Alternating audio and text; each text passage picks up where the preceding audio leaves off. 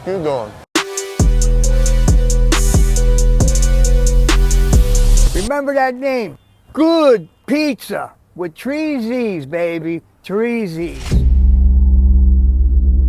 What's up, guys? It's your boy JP, Good Pizza. Yo, check this out. This week we got a very special guest. Yes, ladies and gentlemen, the homie LMC is in the building. We got 2 platforms under one roof, under one show. We learn all about the homie's story. How did he start out? Where did he start out? How did he get into cannabis media? And where does he go from here? Yo, this is a great episode, guys. You guys are going to love this one, man. We'll see you all on the show. So how about that fucking toad? How about that toad, bro? That fucking toad, taking man. over right now. Do they have toad up in Washington? They got a little bit, but it's you know, it's funny, like really in the last 6 months, right, there has been an explosion online with different, you know, viral content, people talking about it, because it's been around for what, 2-3 years? Right? What the fuck? It's been around, and then it slowly, you know, now, but the last 6 months really blew up.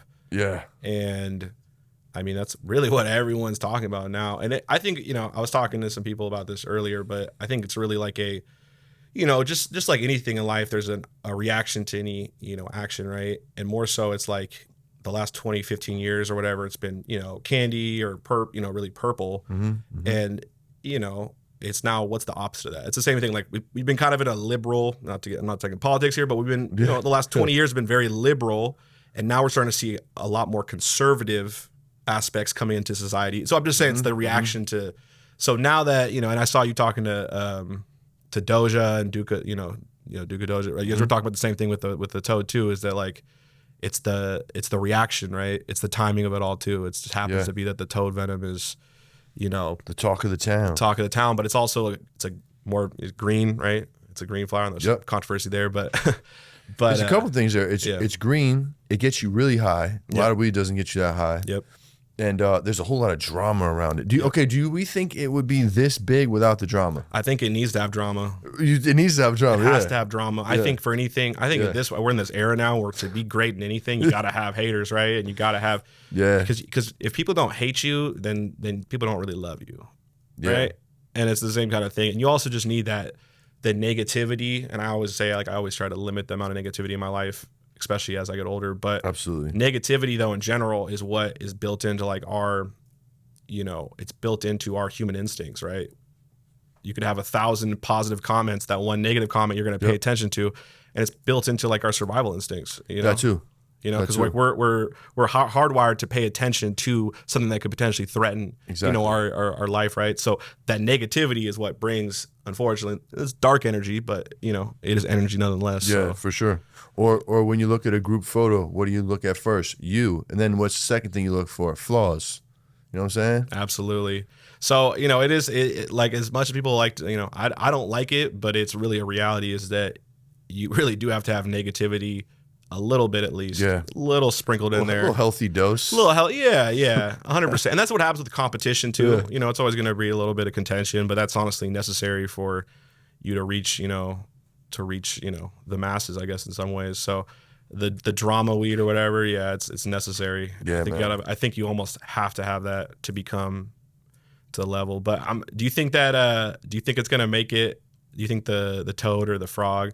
I also don't. One thing that's not going for it right now is that there's a split in names. Yeah, dude. Is that helping or hurting? I think it could help or hurt. And it could help in this sense. There's rappers out there, right? You got Lil Wayne, Weezy F Baby, you got Drake, Driz, you know, they've got second names, right? That helps kind of market a little bit, right? You know what I'm saying? Never thought of it like that. Yeah. But it also hurts in the sense where it could be confusing to the masses, and it could hurt, it could fracture the popularity. I think almost it adds to the mystique. It does add to the mystique, and it also adds to, like, there's this side and that side.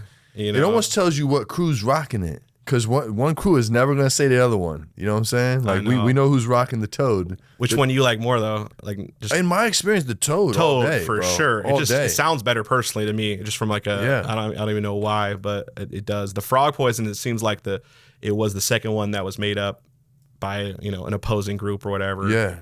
But the politics of it all it's all pretty fascinating. But the frog, so the frog is what gave it legs. Really? You know what I'm saying? I didn't know that. Yeah, because I remember seeing the frog for the first time. It was two Olympics ago. I remember my homegirl Britt posted a picture of it. And that was just the first time. Britt used to be the first smoke of the day. Okay, yeah, I remember Britt. Yeah, I know Britt. Yeah. Better Call Brit. Shout out to homie. Yeah. So she had a bag. She posted. I was like, huh. Oh, that's the frog emoji. 710, 420. I was like, huh. That's clever. I guess that's cool. But then I was like, God damn, these fucking things are everywhere, and they're fucking expensive, dog. What the fuck? So it finally made it up here in this building, right down the hall. So I'm like, yo, what's up, bro? What's up with this shit, man? And I heard the price of the eighth. I'm like, damn, dog. The fuck? I was like, I'm gonna spend this real quick, but this better be fucking him, dog. 'Cause I don't buy weed, bro. Like, Yeah. it's really hard for me to buy weed. I have so much of it, and I was like, what are we doing? Especially when it's a high ticket. So, and I didn't like it. Didn't like it. It wasn't great. I mean, I got really high. That's what I did like. But I was like, it wasn't like a stupid batch that fucking. It wasn't what I saw you talking about it with Doja and stuff. You said that's not what you're like usually, you usually go to, right? Yeah, you feel me? Yeah. And then I did the battle. We did the battle when it was the Frog versus the Toad on Proper's channel. The first time they ever battled, and the Toad won. It was North Base. And I was like, yo, this shit is fire. And then I got it again from Murph at Turp Basil. This shit is fucking probably the best weed at Turp Basil. And then, I got it from Cut Right recently, and this is fucking awesome, bro. So I mean, I've been smoking Toad. Nothing against the Frog. We know it's the same shit, guys. Just in my experience, the Toad has been scoring more points. But guess who's coming on the show soon? Oh. Green Dragon. Oh, so the Frog's Glenn. coming on the show. Hey. You know what I'm saying? Yeah, Glenn's coming through. So I'm excited to fucking see what he's got, man. No, absolutely. And so was he repping the Frog? Is that? Yeah, he's repping Oh, the Frog, so he's dude. saying the Frog. And I talked to, I met Glenn, a couple years ago, and then I think that's who had it originally. well, yeah, he's the one who bred it originally. Yeah. And then the Ronin dude, I don't know. I didn't even know about him until a couple of months ago. But I know my other, I've known Glenn. I haven't met him in person, but I've talked to him on the phone a couple years ago. And then randomly last 6 months, bro, this all started popping off. A lot of people I was interviewing recently have like started to say the name and all that. And we had a couple of clips go viral. And then, Glenn was like, oh yeah, that's me. Or my homie told me that was Glenn.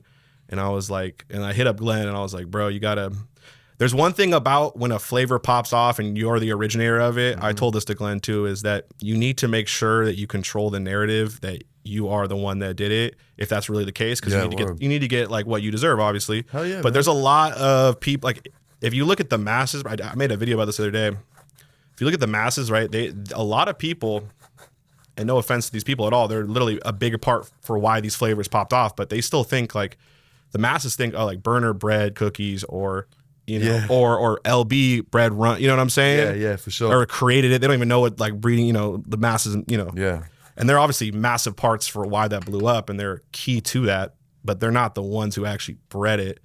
And so I think it's really important for any breeder that has a flavor pop off or gets, adopted by the inner community to make sure that they control the narrative, at least, say their truth at least. I think that's very important. For real. And speaking of LB, shout out to Runch, shout out to the Runch crew. And right now, we actually have out right now Ray Bauma's interview, one of our biggest interviews of the year. And all my pages are down, so I can barely promote it. So I'm going to go ahead and do a public apology to anybody I offended. Okay, especially if it was one of you internet account specialists, recoverists. I know I was talking shit a couple episodes ago. I apologize. I was just a little butthurt about losing the page. I don't want no smoke. So this is my white flag. You hear it live on the LMC interview. I'm sorry. Please let me get my pages back. Yeah. LMC, ladies and gentlemen. Thank you, bro. We got Luke in the house, man. Thank you so much, man. Finally here, bro. Pleasure, an man. honor, bro. It's a pleasure, man. I've been a fan since day one, bro. Since Thank I've you, seen you, through COVID, I caught your channel, and like you're going, your style was different. It was a different way of like getting the media out there. You were a real media for this industry, bro. Thank you, bro. And you had the shiesty on. I was fucking with that. You know what I'm saying? It's the shiesty days, bro. Yeah, it was, bro. That was during the You was pandemic bad days, motherfucker, bro. dog. No, I you were just appreciate pumping it out, dude. And and we've had some conversations on the phone, and you've given me some game, and like I appreciate that, man. it's always been a cool exchange with you, man. So I'm happy to have you on the show and fucking learn your story, man. See where you come from and how did this all come about? You know what I'm saying? Yeah. And there's tons of shit to talk about. There's a lot to be talked about for sure. And Yeah. like I said, I've been a big fan of you too. I've been Thanks, seeing you man. doing your thing, bro, and it's dope, bro. You stayed consistently improved. On the way here with Freddie, he was like, oh, this is like the same spot. He goes, no, this is a new spot, right? This spot Yes, here. new spot, yeah. But that progression though, in media, anything you do in life, but like you know, I really respect anybody that stays consistent with something, that sticks with it, and continuously improves. And that's how you reach true success. That's how you know, that's how you reach legendary status. But it's always, but especially in like the cannabis media game, you want to enter one of probably the hardest media sector, you know, industries to be in for media is definitely cannabis. Yeah. Obviously, because of the suppression. There's not a lot of, there's different ways to make money, but it's not like other industries. There's, you know, if it was all about money, right, we would pick other industries, right? Yeah, that's bro. a fact, right? Yeah, this is a passion project that we try to get. Hopefully, paid it on. makes money. You know, it's starting to make money more and more as time goes on, and you know, trying to support my support my life, support my family. Yeah, but like, dude. But it's not because of for money. Yeah, it's not for money, bro. Like, No, at least initially, you know, not, and it's not going to be money for a while. No, there won't be. Yeah, no, absolutely, bro. Absolutely. That's why when people say, "Yo, how do I get started? Should I get started? Should I do it?" I was like, yeah, fucking do it, man. But we get ready to eat shit for a couple years. For at least a couple. And don't complain about it either. Just do it.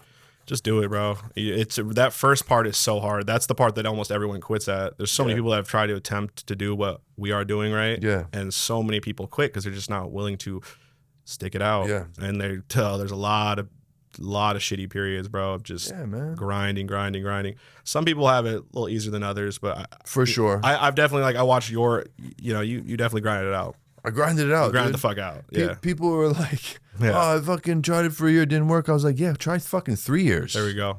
And then maybe hopefully it'll start working. Every single day, or if 5 times a week at least, you're working on something. Like it's not like once a week, you know. It's you're constantly posting clips. You're constantly trying to figure out how to do it's tough, man. Yeah. But we got to do all of that around a certain parameter of rules and like getting our pages taken down, suppressed, all types of shit. Suppressed, yeah. No, I always kind of like, I always say it's like you're walking up a fucking mountain with one leg and one arm.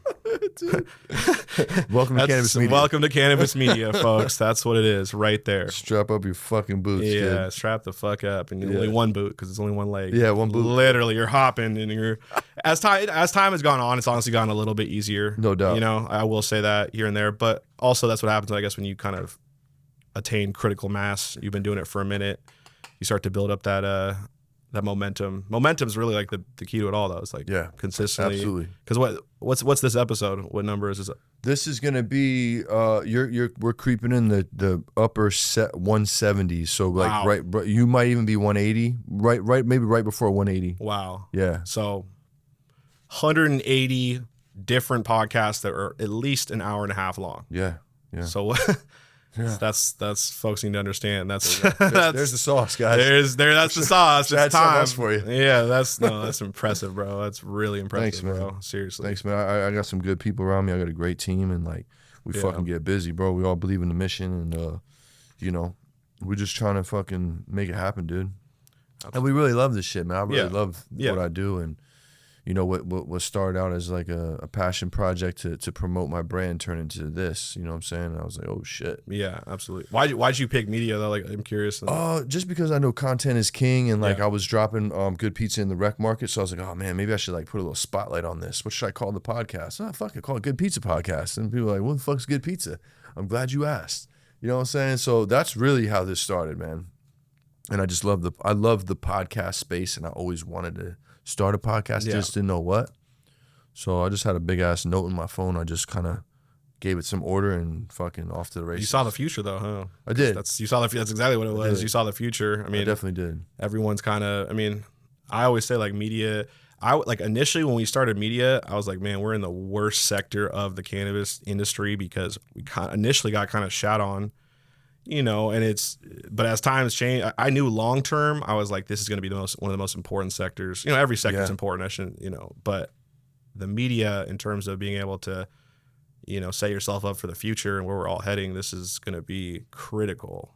Bro, we're going to get paid once this shit is federally legal. I mean, bro, there's only so many cannabis podcasts that really have like planted their flag, entrenched themselves. Yeah, and you're looking at 2 of them. You know what I'm saying? So, and there's a couple more, bro. I could probably count them on one hand. Yeah. You know what I'm saying? So, like, I feel like if we keep going, we'll be good, bro. No, absolutely, bro. Sticking with it, making sure. Yeah, absolutely. Yeah. I would agree with that 100%. But, Yeah, no, it's definitely not for the faint of heart or whatever the terminology is for that. Not for the faint of heart, dude. No, not at all, bro. It's not at all. For real. But no, yeah, absolutely, bro. Absolutely. So what's the upbringing like for you, man? You're from Seattle? Mm-hmm. Tell me about life in Seattle, bro. Give us a quick snapshot on the So Seattle, obviously West Coast, one of the major cities on the West Coast. So a lot of cannabis history there. Very much so. Yeah, and there's cannabis history everywhere, but I think a lot of great cultivators. I grew up in the medical markets in Seattle and Washington State, which is equivalent to like Prop 215 in California. Yeah. So very kind of wild west, right? Got my, I think like my brother was the first one who really got heavily involved in cannabis. And I remember he's 5 years older than me. He went to college, and he brought me up like a little 20 pack from Oregon. All of his roommates, some swag or whatever. When I was a freshman in high school, just gave me crazy ticket on it. That's all right. Freshman in high school, you on, bro? No, yeah, my brother really put me on. My brother put me on so many different ways. And then just flooded my little market in the Central District in Seattle. Shout out to the CD. Shout out to Garfield High School. Fire. And so grew up really starting to sell weed like right around then, freshman year of high school, and then got into the medical industry there about sophomore, junior year. Got my own medical card there. And the thing about the medical card is if you had a medical card back in the day in Seattle, you were able to buy from the medical stores there, but you're also able to sell to them as well. Oh, hell yeah. You could have a couple of units on you at a time legally. Yep. And then it kind of plugged me into the whole Craigslist era of Seattle / like a lot of people think in California, Weed Maps was kind of the equivalent. I mean, there's probably still some stuff on Craigslist, but Seattle, the platform was Craigslist. And so I met a bunch of growers on there that were, medical patients as well. I met all different types of people on there, and I had my own delivery service with one of my homies in high school. It was the crazy time because we legalized cannabis, us in Colorado were the first to legalize in 2013, I believe. And that happened to be that's my freshman year of high school, right? So, nice, dude. And then we opened up the legal stores in Seattle in 2015, which is my senior year of high school. But it was that, I always call it a limbo phase where you have legalization, or before you legalize, there's like a 2, 3, 4 year period where the state decriminalizes, what's going on. And shit gets real gray. It gets real. I mean, it's really it's a free for all. I call it the wild west for sure. That limbo phase. Mm-hmm. And so there's no enforcement money going into trying to enforce it because there's no tax money being lost yet.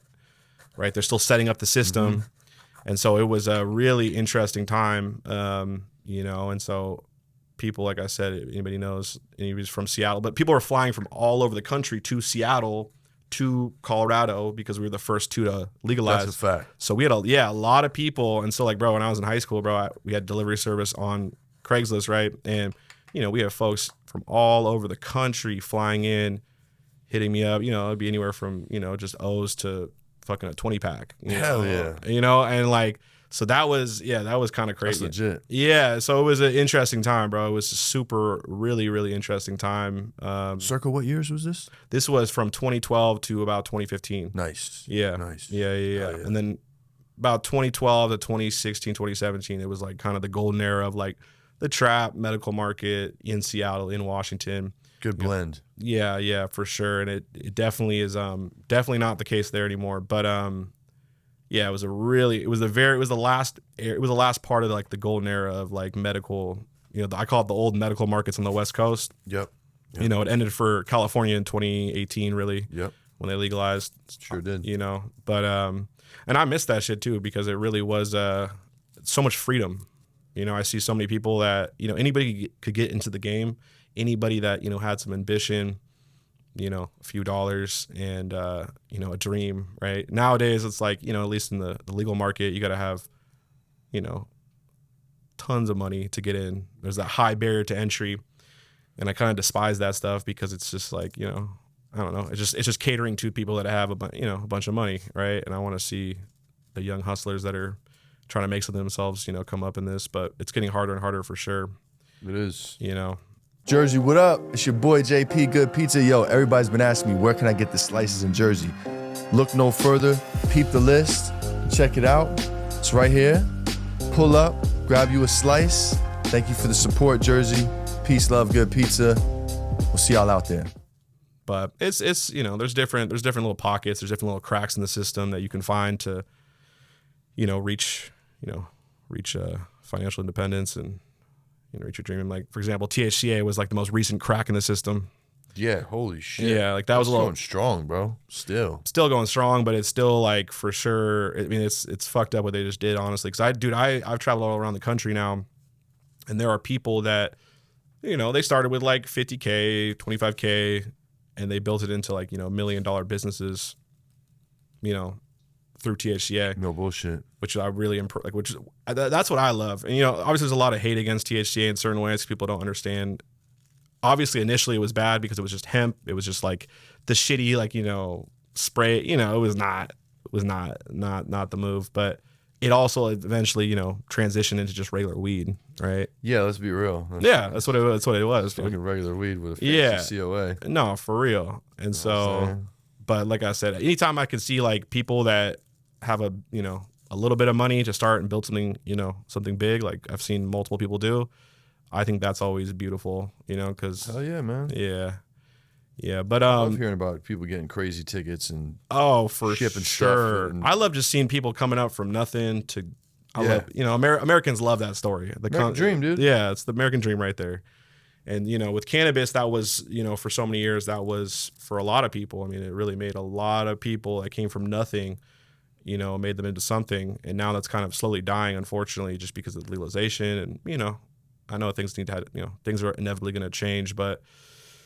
It's now catering more towards people that aren't really from this, and they're just putting money into it, and it's just another investment for them, and so I think that's kind of whack. But yeah, no. But going back to Seattle though, those times it was the using Craigslist, having that whole. I met all my Chinese partners there. I met all the different, shout out to the Vietnamese. Met all the different groups, bro, in Seattle.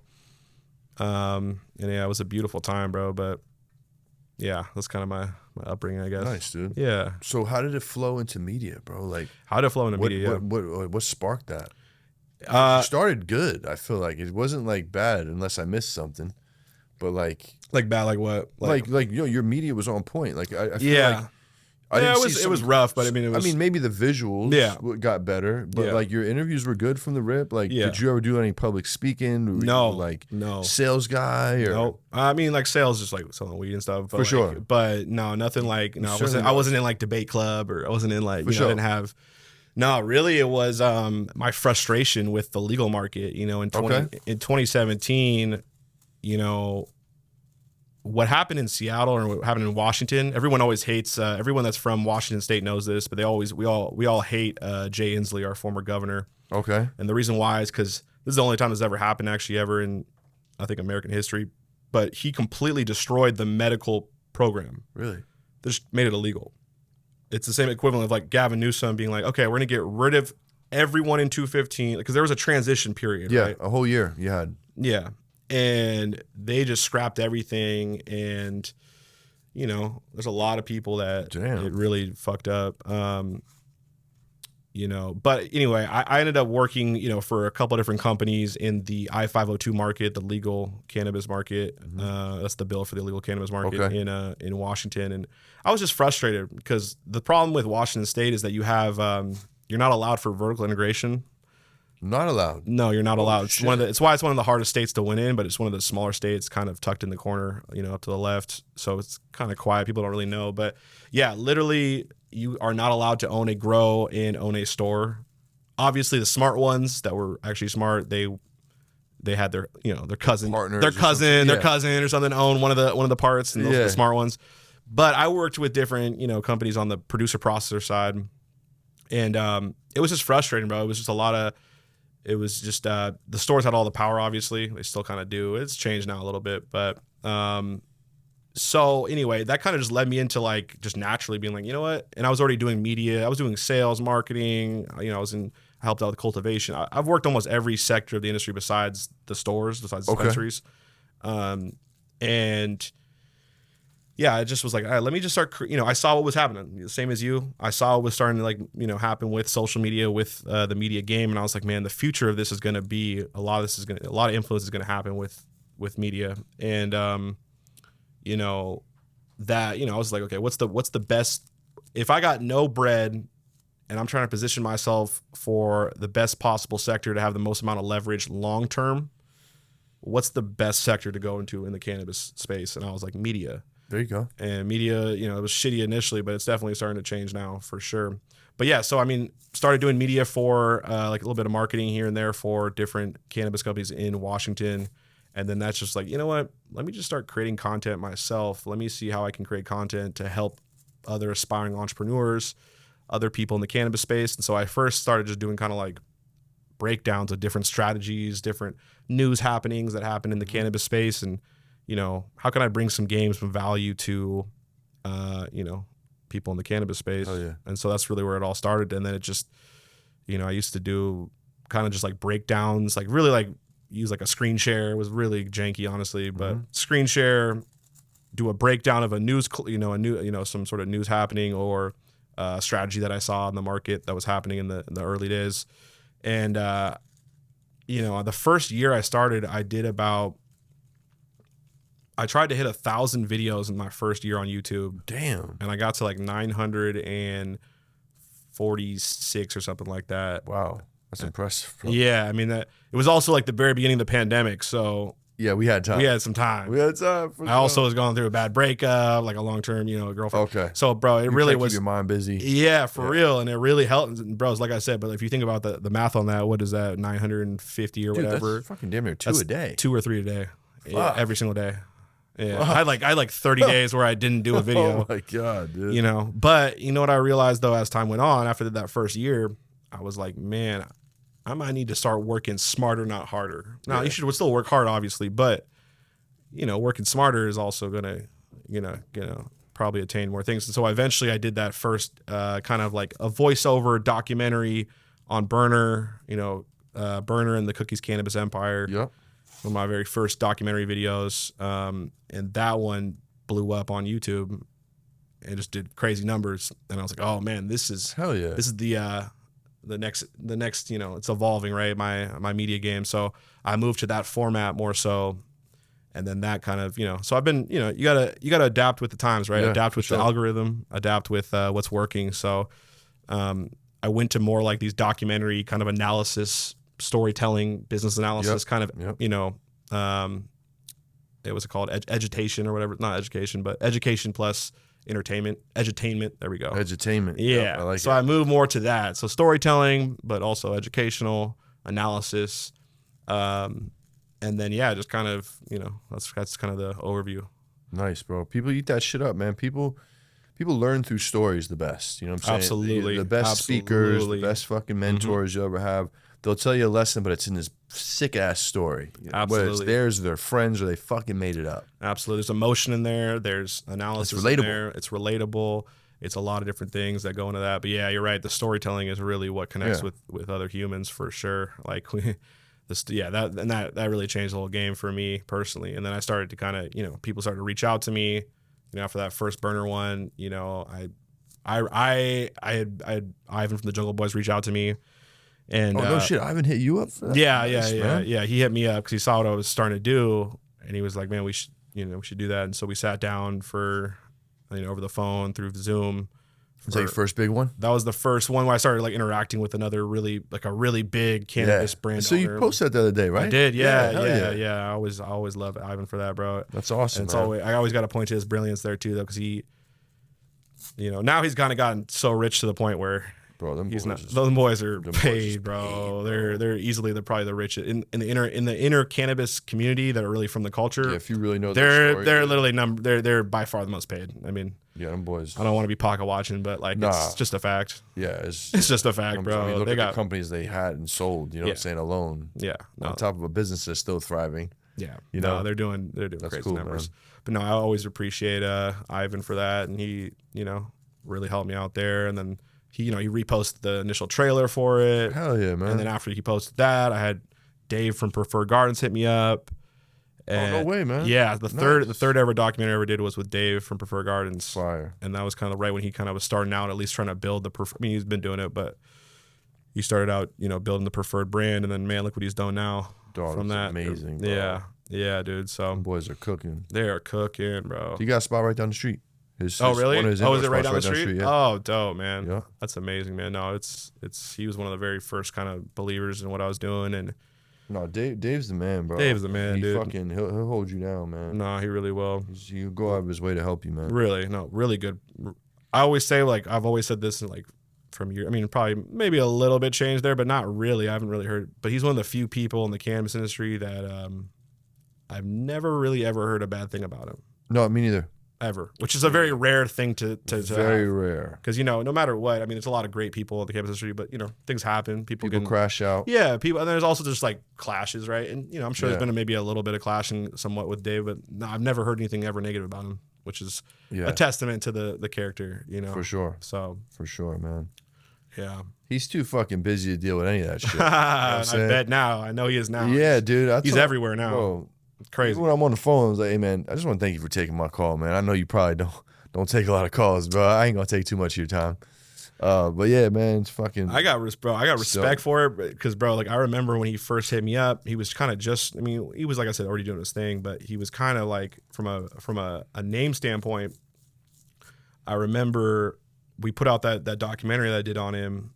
Did like 160,000 views, and it did really well, honestly. And it was part of actually about Sacramento cannabis, some of the story. Yeah. It was I don't know if you saw that one or not. I did. Yeah, and but I remember kind of like there's some other people in the industry that were kind of I was saying like little dogging him, but they were just being like, oh wow, brother, that's crazy. Like you're coming up now, and now look at it. I mean, he's one of the biggest, bro. So 120K mixed like Z.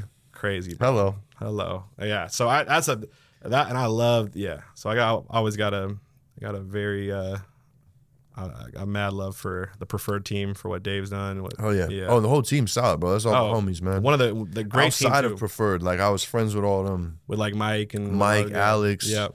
fucking Blaine and shit. Dude. Yeah. But Blaine used to put our shit in Lemonade when he was Lemonade Blaine, and fucking me and Mike used to skate and shit. Yeah. Me and Alex, we did an episode. They used to skate like a skateboard? Or? Yeah, skateboard, yeah. Are you nasty? I'm still kickflip and shit like that. 50-50s, 180 kickflips and shit. Damn. All right, so my new old man trick is a fakey front side 180 kickflip. You know what I'm saying? What? This is nice. That's son. nice. Nice. That's nice. And I couldn't even do that when I was a shorty, bro. I learned this 20 years later when I started skateboarding when I moved out. The older you get, the more control you get. I used to be a big skater myself, but the older I got, I got way more control of my body now, and I could do. I just not to change the subject. I weigh a lot more now, so I'm not as good. I hurt myself real easy. Also, the one thing I'm worried about is I just don't want to. I can't afford to hurt myself. You cannot afford to hurt yourself, bro. You cannot, bro. You can fucking not. No. But yeah, man. Shout out to the squad. And going back to media and like your first big interview, I tell people getting into media, bro, all you need is one big one. You need one big one. Somebody that can just get you off. That way you can shop that episode to other people. Like mine was Ted from Alien Labs. Shout out to Ted, man. He's coming on the show. He's coming back on the show for round 3. Hell yeah. In May. Hell yeah.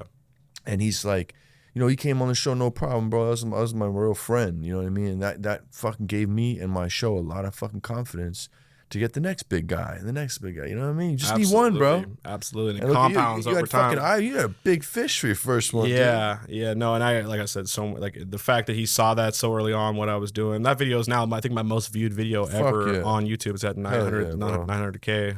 Damn. Yeah. Nice, bro. Yeah. It's one of my favorites. It's really the one that really, like I said, the burner one started initially, but I didn't meet burner until later on. He was the first one that really saw what I was doing, believed in me. So no matter what, I always have so much respect. But you're right, dude. If you can build up, get one big one, and then you use that to be like, hey, look who came on my show. You want to come on my show? Yeah. And then the next one, the next one, the next one, and then it compounds, and it really becomes it's momentum, right? So it really does take just one. Obviously, you got to do there's a lot that works up to it, obviously. You got to do a lot of media stuff just to learn kind of the ins and outs, what you need, how to do media in general, what's the format. But you're right, dude. Getting that one person to like believe in you and really give you that shot. And shout out to Ted, by the way. I love Ted. Hell yeah. What's up, guys? Just want to take a quick second to shout out my sponsors over at Mills Nutrients. Feed your plants what champions grow with. Mills Nutrients is trusted by growers worldwide for one reason: results. No fillers, no fluff, just pharmaceutical grade inputs your plants actually absorb. From seed to harvest, Mills is built to maximize terps, resin, and yield. Less guesswork, more fire, because you already know Mills pays the bills. We'll see y'all back on the show. I love Ted. That's my dog. We argue sometimes, but that's my dog. No, he's cool as shit, man. I love Ted. He be on Twitter, Ted'll bro. give you a fair exchange. He does, bro. He's a great dude. And he won't bite his tongue, dude. No, and he knows won't, the which game, I respect bro. the hell out of it. He knows the fucking game, dude. Absolutely. And he's the big homie, man. Like he really showed us brands like how to do it, bro. Like, Absolutely, bro. The Alien Lab connected deal, like that was legendary, bro. I met Ted while that was happening in the gym. Wow. Like we went to the same gym. Like we were gym buddies at first. That's you know crazy. what I'm saying? I was like, yo, you Alien Labs, bro. Yo, what's up? I'm fucking such and such from Higher Vibrations. I was a sales rep for my bro's company, Higher Vibes. Oh, that's wild. Like, yo, we got a distro. What's up, bro? I wanted to sell his weed and shit. I didn't know Yeah. how none of this shit worked. Yeah. I said, let me just shut the fuck up. Hey, you want to I see you doing your thing, man. You want to get something in, bro? Like, I'm here every day. Yeah, what's up, bro? Boom. We started fucking working out together, man, and it was amazing, we were bro. homies ever since, man. Yeah, That's amazing, bro. Yeah. Yeah. So much respect to what he's done with, and then I met him initially through actually Archive, through Fletch. Oh, yep. I was working for Fletch at the time. They're good buddies. And fucking Luke from Connected. Mm-hmm. And then Ted, they flew into Seattle, Oh, sick. picked up some strains and stuff, Hell and yeah. some different flavors. And Hell yeah. yeah, no, shout out to Luke, by the way, too. I haven't met Caleb yet. That's one person I want to meet. I haven't. Bro, I got to make the intro, dog. Yeah, I love it. He's a legend, obviously. Yo, he is a great interviewer. Yeah. He's got fucking stories. Oh, I know he does. But yo, Luke won't do an interview, bro. I know he won't. We actually do have an interview with him. Like, do you really? It's that's it's probably not up. It's probably that shit, dog. man. I gotta go. Are you allowed? I don't know. I mean, I don't know if I still have. I think Fletch has it probably, but it was like Fletch, him, and Ted. Look, it's a known thing that you can't get him to do an interview. No. You know what I'm saying? And Like, you don't give a fuck. And You for don't people care. for people that aren't aware, I mean, obviously Caleb and Luke, the team right there, Yeah. legendary. They literally did so many amazing things. Like I said, probably like it's literally in like they're in the California cannabis, Mount Rushmore. Yeah. Mount Rushmore for sure. For sure. Like played major roles. But no, I love Luke's hilarious though. He actually cracks me the fuck up. Yeah. Dude. He's so funny. Hell I yeah. love Luke. That's my dog. Yeah, we gotta get you with Caleb, man. I would love to could talk be a to big Caleb, one, bro. Caleb's like I said, I've heard like Dave was the first one that really actually told me like some of the, I heard about him a little bit before, but Oh, he's a player. Dave dude. was the first one. And to he's really, still out here fucking around, bro. yeah. I heard he came back into the game now. Yeah, Caleb's a major factor out here. Yeah, dog, I know that. For real. I know that, especially around here, especially Oh, in yeah. Sacramento. Oh, yeah. All of California, around the world now, but Yeah. no, Solid dude, man. absolutely. I just go to lunchroom every month or two, like, yo, let's go have lunch, bro. Boom. And we'll fucking just chop it up about life. I'd pick his brain. I don't think he knows how good he is. You know what I'm saying? Or maybe he does. I don't know. But he's fucking humble, good. dude. He's very Yeah, humble and just yeah. knows the game. Just been around forever, man. You know what I'm saying? Yeah, absolutely. It's his life. Yeah. But in terms of like the history of it all, he's like one of the major, I've met almost everyone else besides, he's actually one of the very last people I haven't been able to. All right, we're gonna make that happen. Yeah, bro. I would love that, bro. We're gonna make. Because if you think about too, like the history. So for example, you got Luke, you got Caleb. They're connected to Burner, Sherbinsky, right? Jigga. Sherbinsky, all them. There's also connected to fucking Elliot from Catalyst, Yep. right? Because he used to be one of the stores for Connected. Like Yep. that's like one of those trees of of influence and history of the cannabis space Yep. that Straight up. major stem in the last 10, 15 years, very critical in terms of, and honestly, like how a lot of things have evolved, so it's, it'd be really dope to meet him for sure. Yeah, we'll make that happen for sure. So where to go from there, man? Like, you started the media, you're doing this all by yourself, no? I got a team. You I got have a a team. team? Yeah, Okay. yeah. I started out initially just by myself. Okay.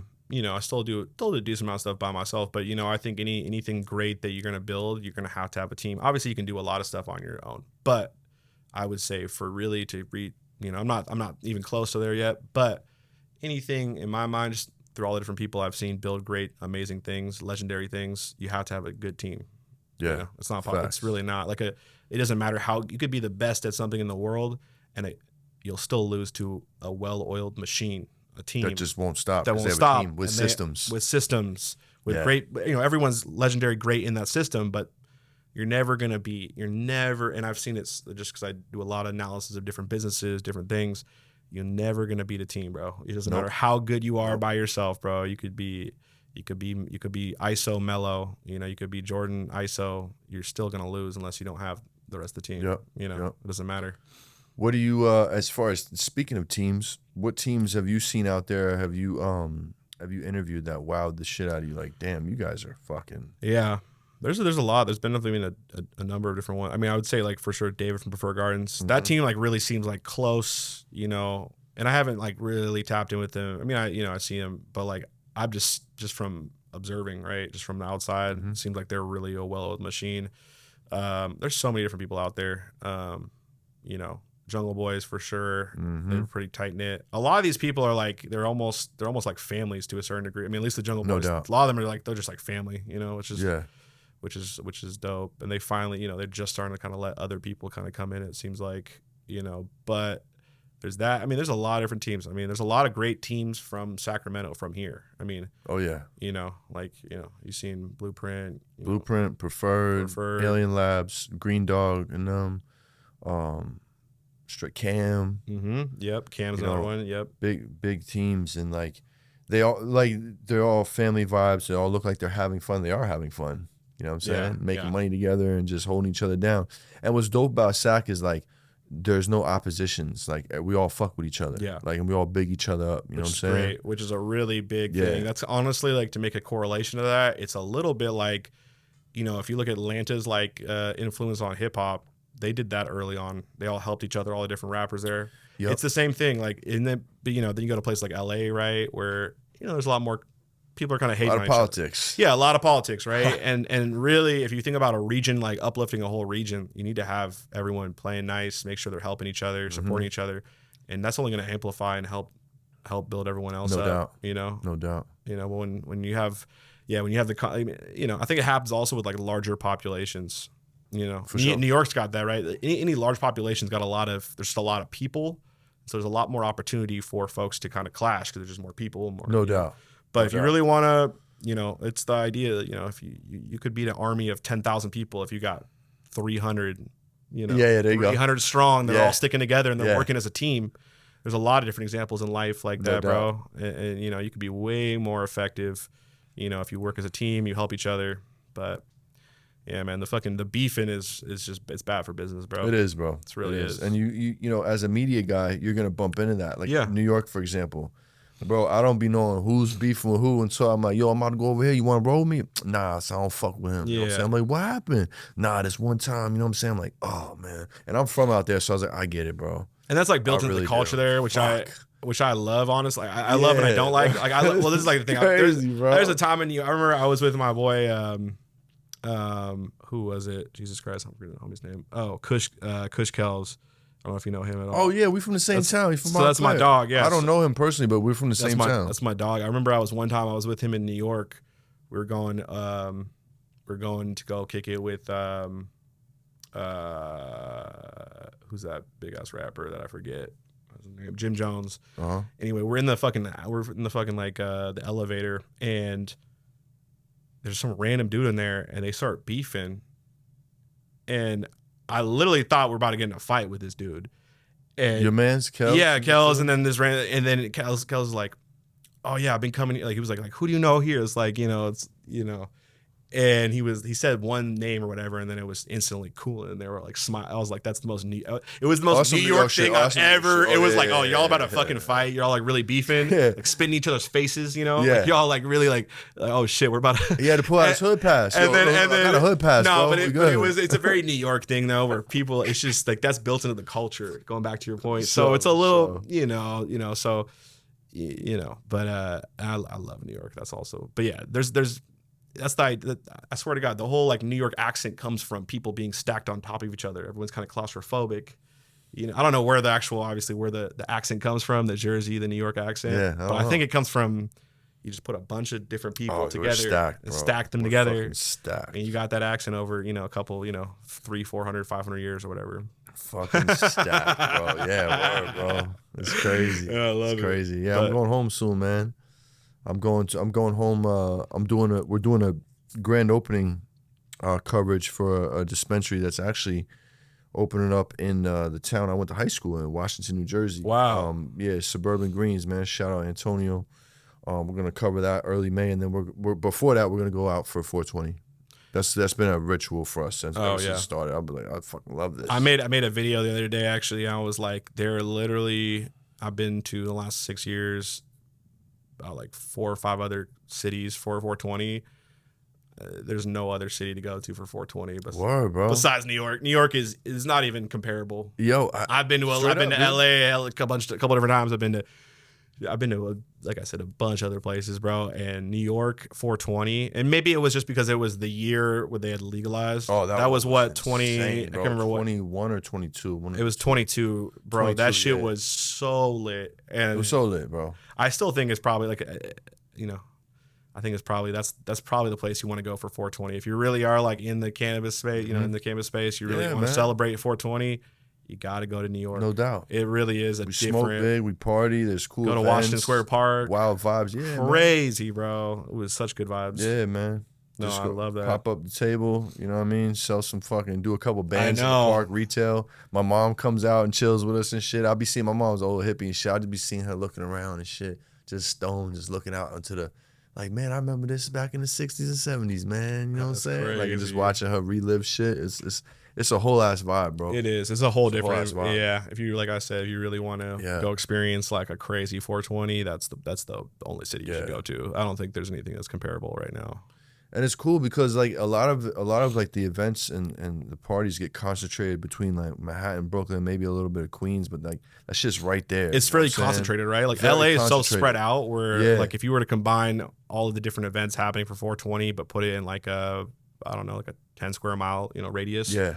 That's what New York is. It's just so spread out. It's just too spread out in LA. That's the problem. Like I've been to LA for 420 multiple times. It's not popping at all compared to New York. Doubt. Just No doubt. in terms of like the celebration. Well, hopefully this year they pull it off. He's got rounding up the troops, and he's got some big brands going out there. So I think it has some potential this year. You know what I'm saying? Just me personally, I got some media obligations, and I gotta go home, bro. It's just part of my shit. Gotta get home, bro. You know what I'm saying? It's part of my shit now.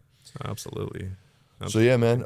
How do you pick your guests, man? Is it random? Is it like somebody you got your eye on? Like what's your process? Well, it's all kind of changed, right? Because I don't really do I used to do a kind of a podcast back in the day, and I still enjoy. I think honestly, there's a lot of value that you get from podcasts, but I think it's just trying to find different people that have interesting stories or interesting things to talk about, or more so current event topics, or. There's a lot. I mean, there's a lot of interviews that I have that are just in the vault that I haven't. No released. shit. Yeah, I need to get those released, bro. I need to get those put out. But the documentaries are dope, but they just take a lot of work. They take a lot of time and work, bro. You do a lot of voiceover shit too. Yeah, which is all a whole separate thing, and it's I think It is. And it's kind of it's a little frustrating because now we've moved into this kind of era now. The streamers, right? The streamers have taken over the whole world. Yeah. And what they figured out was let's just film every aspect of my life for 8 hours straight, and then we either hire them or they are incentivized to we have 1,000 other people that are going into that 8 hours, clipping the best stuff, posting it themselves. If you really want to blow up on social media in 2026 and beyond for the next, I would say for quite some time now, you're going to have to move to some sort of and now for cannabis it's a little bit different. We're not, it's kind of harder to reach that mainstream status. It's really hard. But if you really want to, you just have to, it's all a volume game now. I'm realizing, what you're doing with the podcast is great because you got so many, it's the same thing. It's like 2 hours. We stacked it though. Yeah. 2 hours and just stack clips. I mean, we're just now in this era now where it's all about clips and, the attention spans. TikTok really did that. But, if you can put out 100 clips a day from 20 different accounts, that's how you blow up. Yeah. That's how you do it. Yeah. It's how you do it. It's crazy. So, but going back to what you're saying though, it's interesting now because of this change, it's just harder to do the single documentaries, and they're still important. I think they're still great, but the last kind of viral one that I did was that spray pack documentary. But the reason why I went viral is because there's so many clips within that. Yeah. You know what I'm saying? Yeah. So it's all about the You clips got White now. Boy Kev, Tato, Picasso. Yeah. And all that shit went, I mean, we did like, 30, 40 million views across all the different clips. Tell me about that experience, man. You went to Dykeman and shit? Yeah. Walk me through that, man. Yeah, the spray pack stuff. So that's something I worked on for about a year. I probably could have done it in a quicker amount of time, but I was just, had a lot of different things to do. But yeah, the spray pack documentary was a wild one. That one did buku numbers. That one did a lot of numbers. And it really, like I said, it was the first time it showed me. I was like, man, it's all about the clips. You really want your long format to blow up. And it's not even about the long format blowing up. You really, it's part of that. But you look at these streamers, brothers, these streamers, they, so a lot of them just bought their shit, right? So it doesn't, it's not real numbers. But, how do you get people to come to your long format? You got to clip. You Oh, yeah. You know that? You know that from the podcast. Yep. That's why you got, 4 or 5 different accounts. Yeah. Hopefully you get the other 4 back, bro. Yeah. Which is That'd be amazing. It's fucking annoying, bro.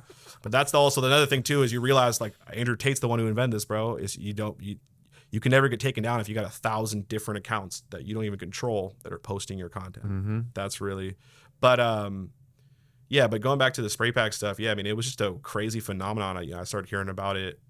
I've always heard about spray, a little on the weed, right? Yep. All my OGs would tell me that here and there. But yeah, once you saw the rise of like sprinkles and stuff, that was, bro. It was a little, and I respect, and it's funny. I met the sprinkles guys actually. Oh, did you? Yeah, finally I never met did. these guys. They're ghosts kind of, and they, like, it's so funny. Like I'd go to Houston, I'd go to different places around the country, and I'd see their stickers, and I'd also be like with different people, like, oh yeah, they came through. They're kind of ghosts, right? Yeah. They're elusive, right? And I finally ran into them in Vegas last year, and I had a good conversation with them, and they respected what I did with that documentary, and they understood it. But and I really respect what they did.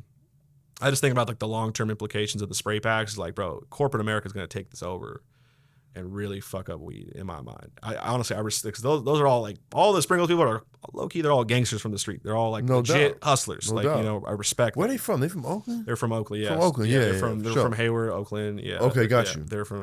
That's what I thought. Yeah, so they're from this area. So, they're from, not this area, but like, a little bit south of here. But, and they're from this culture, right? The thing I get worried about is just like, man, wait till, the billion-dollar corporation sees, because it's the future of like, we're going to monocrop one type of flavor, all LCG, for example, we're going to spray, it's the same thing. You go into like a store and you see those machines that have like, it's any type of soda you want. Yeah. That's the equivalent of what it is, bro. Yeah. Which is a little Real bit, talk.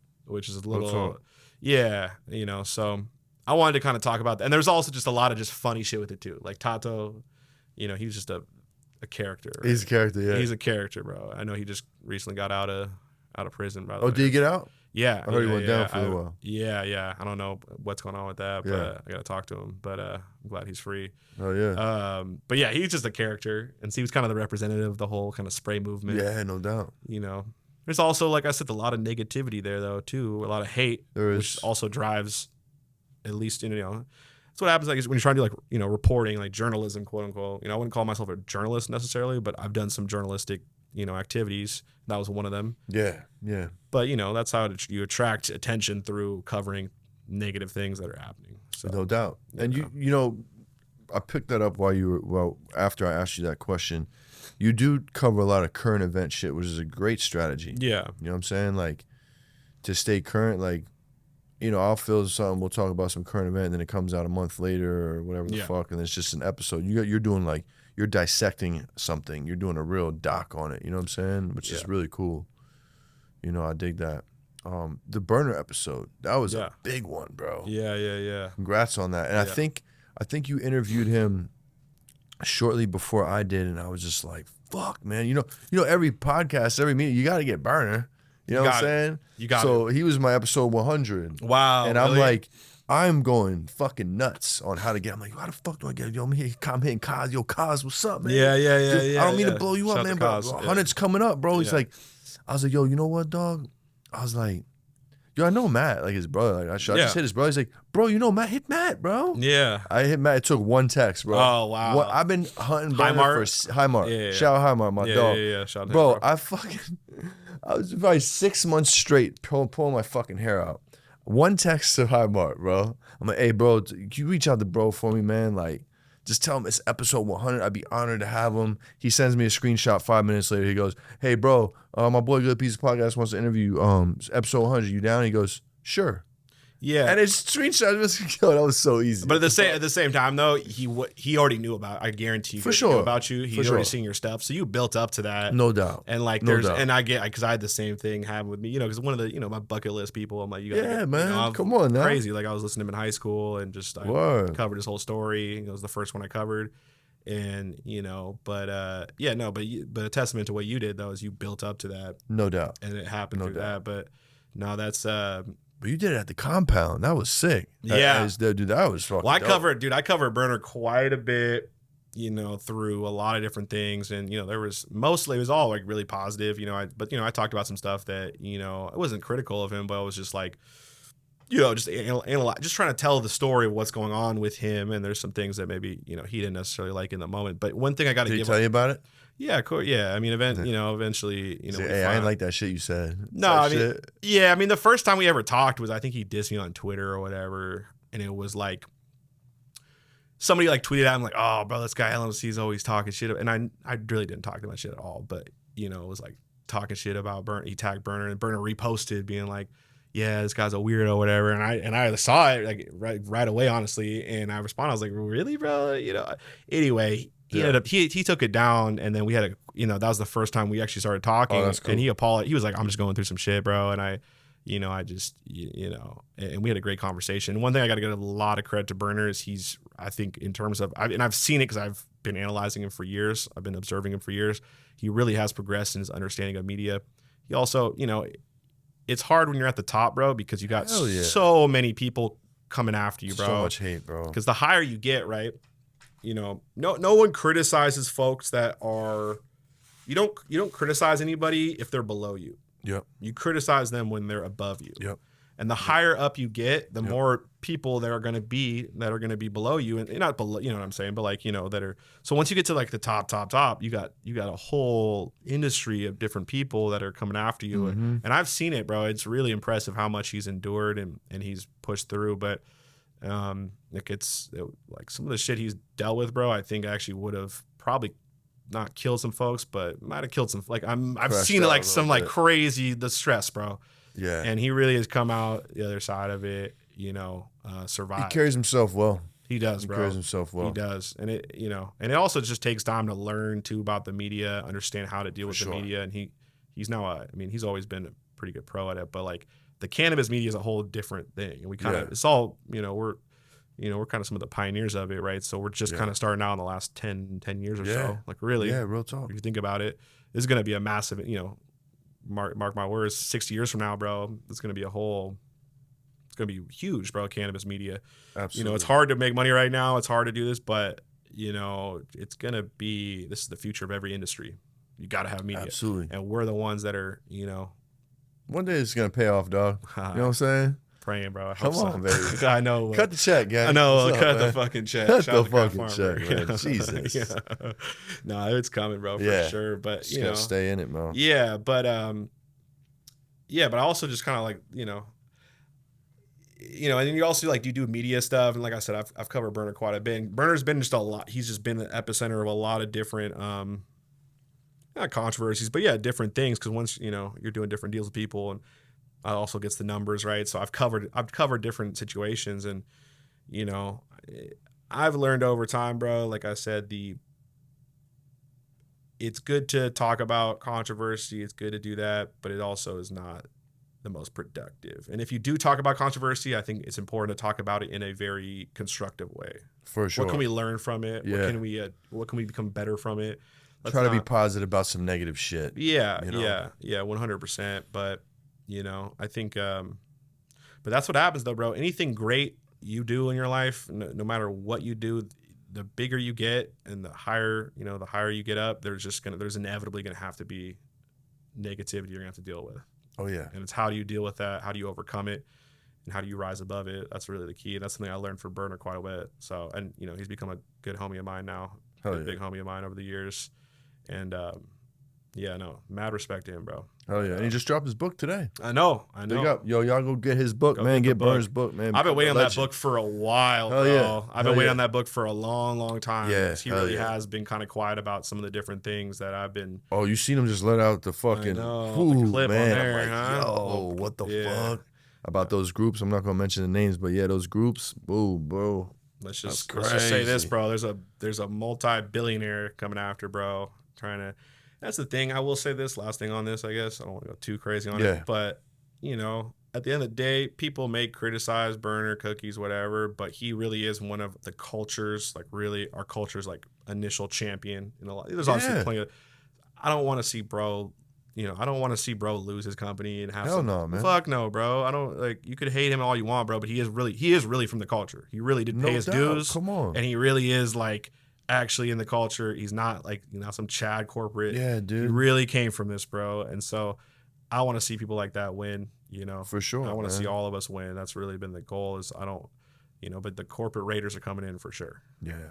They really are. And it's like I always say, there ain't a soul out there that wouldn't trade places with the guy. You know what I'm saying? Like, come on, bro. And for the brands, all you brands out there, like, come on, bro. Who did it first? Burner. Then you had Doja. Then you have, fill in the blank. Worldwide presence. You could probably throw Tenko in the hat. You know what I'm saying? Like, he wrote the fucking book. For real. You know what I'm saying? For real. And everybody aspires to do such. You know what I'm saying? So, yeah, man. What was your craziest episode? The craziest episode, huh? If you even want to speak on it.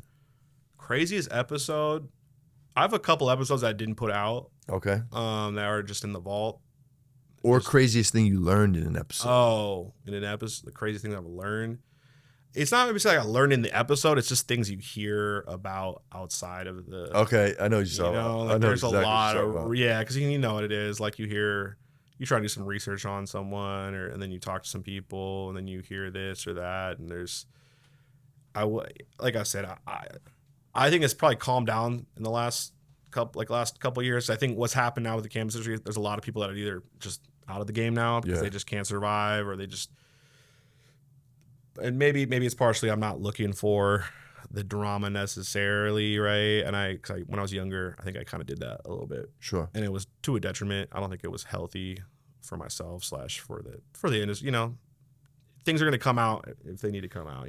I know some stuff for sure, but I don't think it's my place to really. Yeah, that off the mic shit you get before and after. Yeah, they're like, let me tell you off camera, and then you hear some dude, and then you hear some crazy stuff, and man, there's a lot. You know who you need to talk to? Oh. You need to talk to Nelson, Poetry of Plants. I know Nelson very well. You know Nelson? That's my boy. Yeah. Okay, so I don't even gotta say nothing else. No, you don't need to say anything. He knows a lot of shit, bro. I know he knows. He knows a lot of shit. Me and him would talk all the time. He knows some scary shit, dude. I know he does. I know he does. I know. And I love Nelson, and I think the best so for example, I talked to Burner quite a bit. I used to talk to Nelson quite a bit. I talked to a lot of people quite a bit, and I'm talk to them now less in my life. And I think that both of us are healthier for it, in the sense of, there's a lot of bad shit in life for sure, a lot of crazy shit happening, and it's good to talk about it. But sometimes I think it gets to the point where we're just kind of like, I don't want to say it's like disaster porn, but it's like, is it really conducive to us making our lives better? You know, like what can we really do about it? And I love Nelson too. And I do love Nelson, but I think, Nelson's got, just like me, I've gotten myself into some problems with different people because of, just me dwelling on, I don't know. I guess I'm trying to articulate it. And Nelson's the same way. Nelson's gotten, I know Nelson very well. Nelson and me both have, we've delved into the to the abyss, conspiracy, the abyss, all that stuff. And does it really make our lives better? No. Dude. Obviously, if there's something that you really care about that you think people should know about, you should talk about, you should stand on that for sure. But a lot of the times that's just, there's a lot of rumor, a lot of shit that we can't do anything about. And us dwelling on it is going to just make our lives, our families, everything just way worse. Yeah. And so I don't think it's the healthiest thing to dwell on, I don't know. But yeah, no, I know Nelson very well. I've had him hours and hours and hours long, Oh, you can have a long conversation with him. Yeah. He's a I love breadth that dude. of knowledge. Oh, man. for real. Such a smart dude. It really is. Really smart. Really dude. is. Almost Cool too smart story. for his own good, to be honest. Oh, for sure. That's what for sure, bro. I love that. I love that big man. For sure, That's my man. dog. Cannabis media game pros and cons. Yeah. Throw them out there for us. For all the Cannabis folks media out here pros and cons. listening. I would say suppression for the start. Let's start with the cons, right? Suppression. It's gonna be a long, like I said, you're walking up a hill with one foot, missing an arm.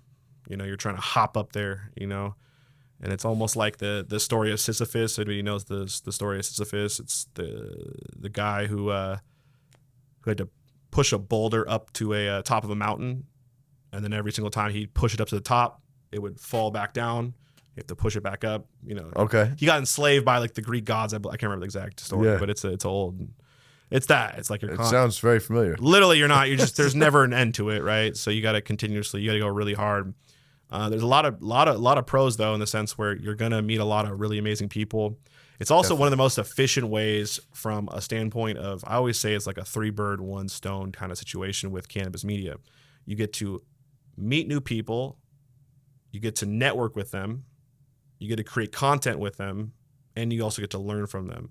Yeah. And so it's really effective, and I'm sure you've experienced that yourself, Hell especially yeah. with the podcast. Like, how many people you invite on this podcast? I mean, it's like you and me right now. I mean, we've talked on the phone, but we haven't really spent time with each other. Sure. But now we're building rapport. We're getting to know doubt. each other. We're learning from each other, and you're also getting content to help build your whole platform. So it's very effective in that sense. But it also does take time, and it also takes resources and energy. Yeah. And you got to figure out how to monetize it. We do this for passion, but you gotta be able to pay your people. You got to be able to feed yourself. Make this actually worth it. And I think, like I said, the long term vision is we're gonna get cashed out in the right way. But it's definitely tough, bro. And you got to find a way to survive. I mean, this is like in general. It's like the whole cannabis industry in general. Yeah. You got to find a way to survive. If you really want to, No different over here. got to be scrappy, bro. Yeah. In different ways and find your way. And everyone has their different models. They figure out different ways to survive, and I respect it all. Because I know how hard it can be. Yeah, man. You know what else? I'll add on to the pros. Some of those episodes are just for you, man. Yeah. Meaning the interviewer. Yeah. Like, damn. You're learning a lot. I You really get it. needed this. Yeah, today. Like, yeah. Maybe I was having a fucked up day. We got to show up, dude. Yep. This shit goes down every Wednesday. Absolutely. And you got to show up. And sometimes they'll say some shit that just, damn, you know what? This ain't so bad, man. Fucking A, man. This shit's we going to be all right, man, Or you'll learn some shit, or just like they'll just drop something on you that really just touched you, man. Like, fuck, bro. No, for real. I agree with that 100%. There's a lot of I've done a decent amount of interviews that I just honestly did it for myself. I mean, I do all of this for myself, honestly, because I get to learn myself, and I love to learn. I love to learn new things and all that.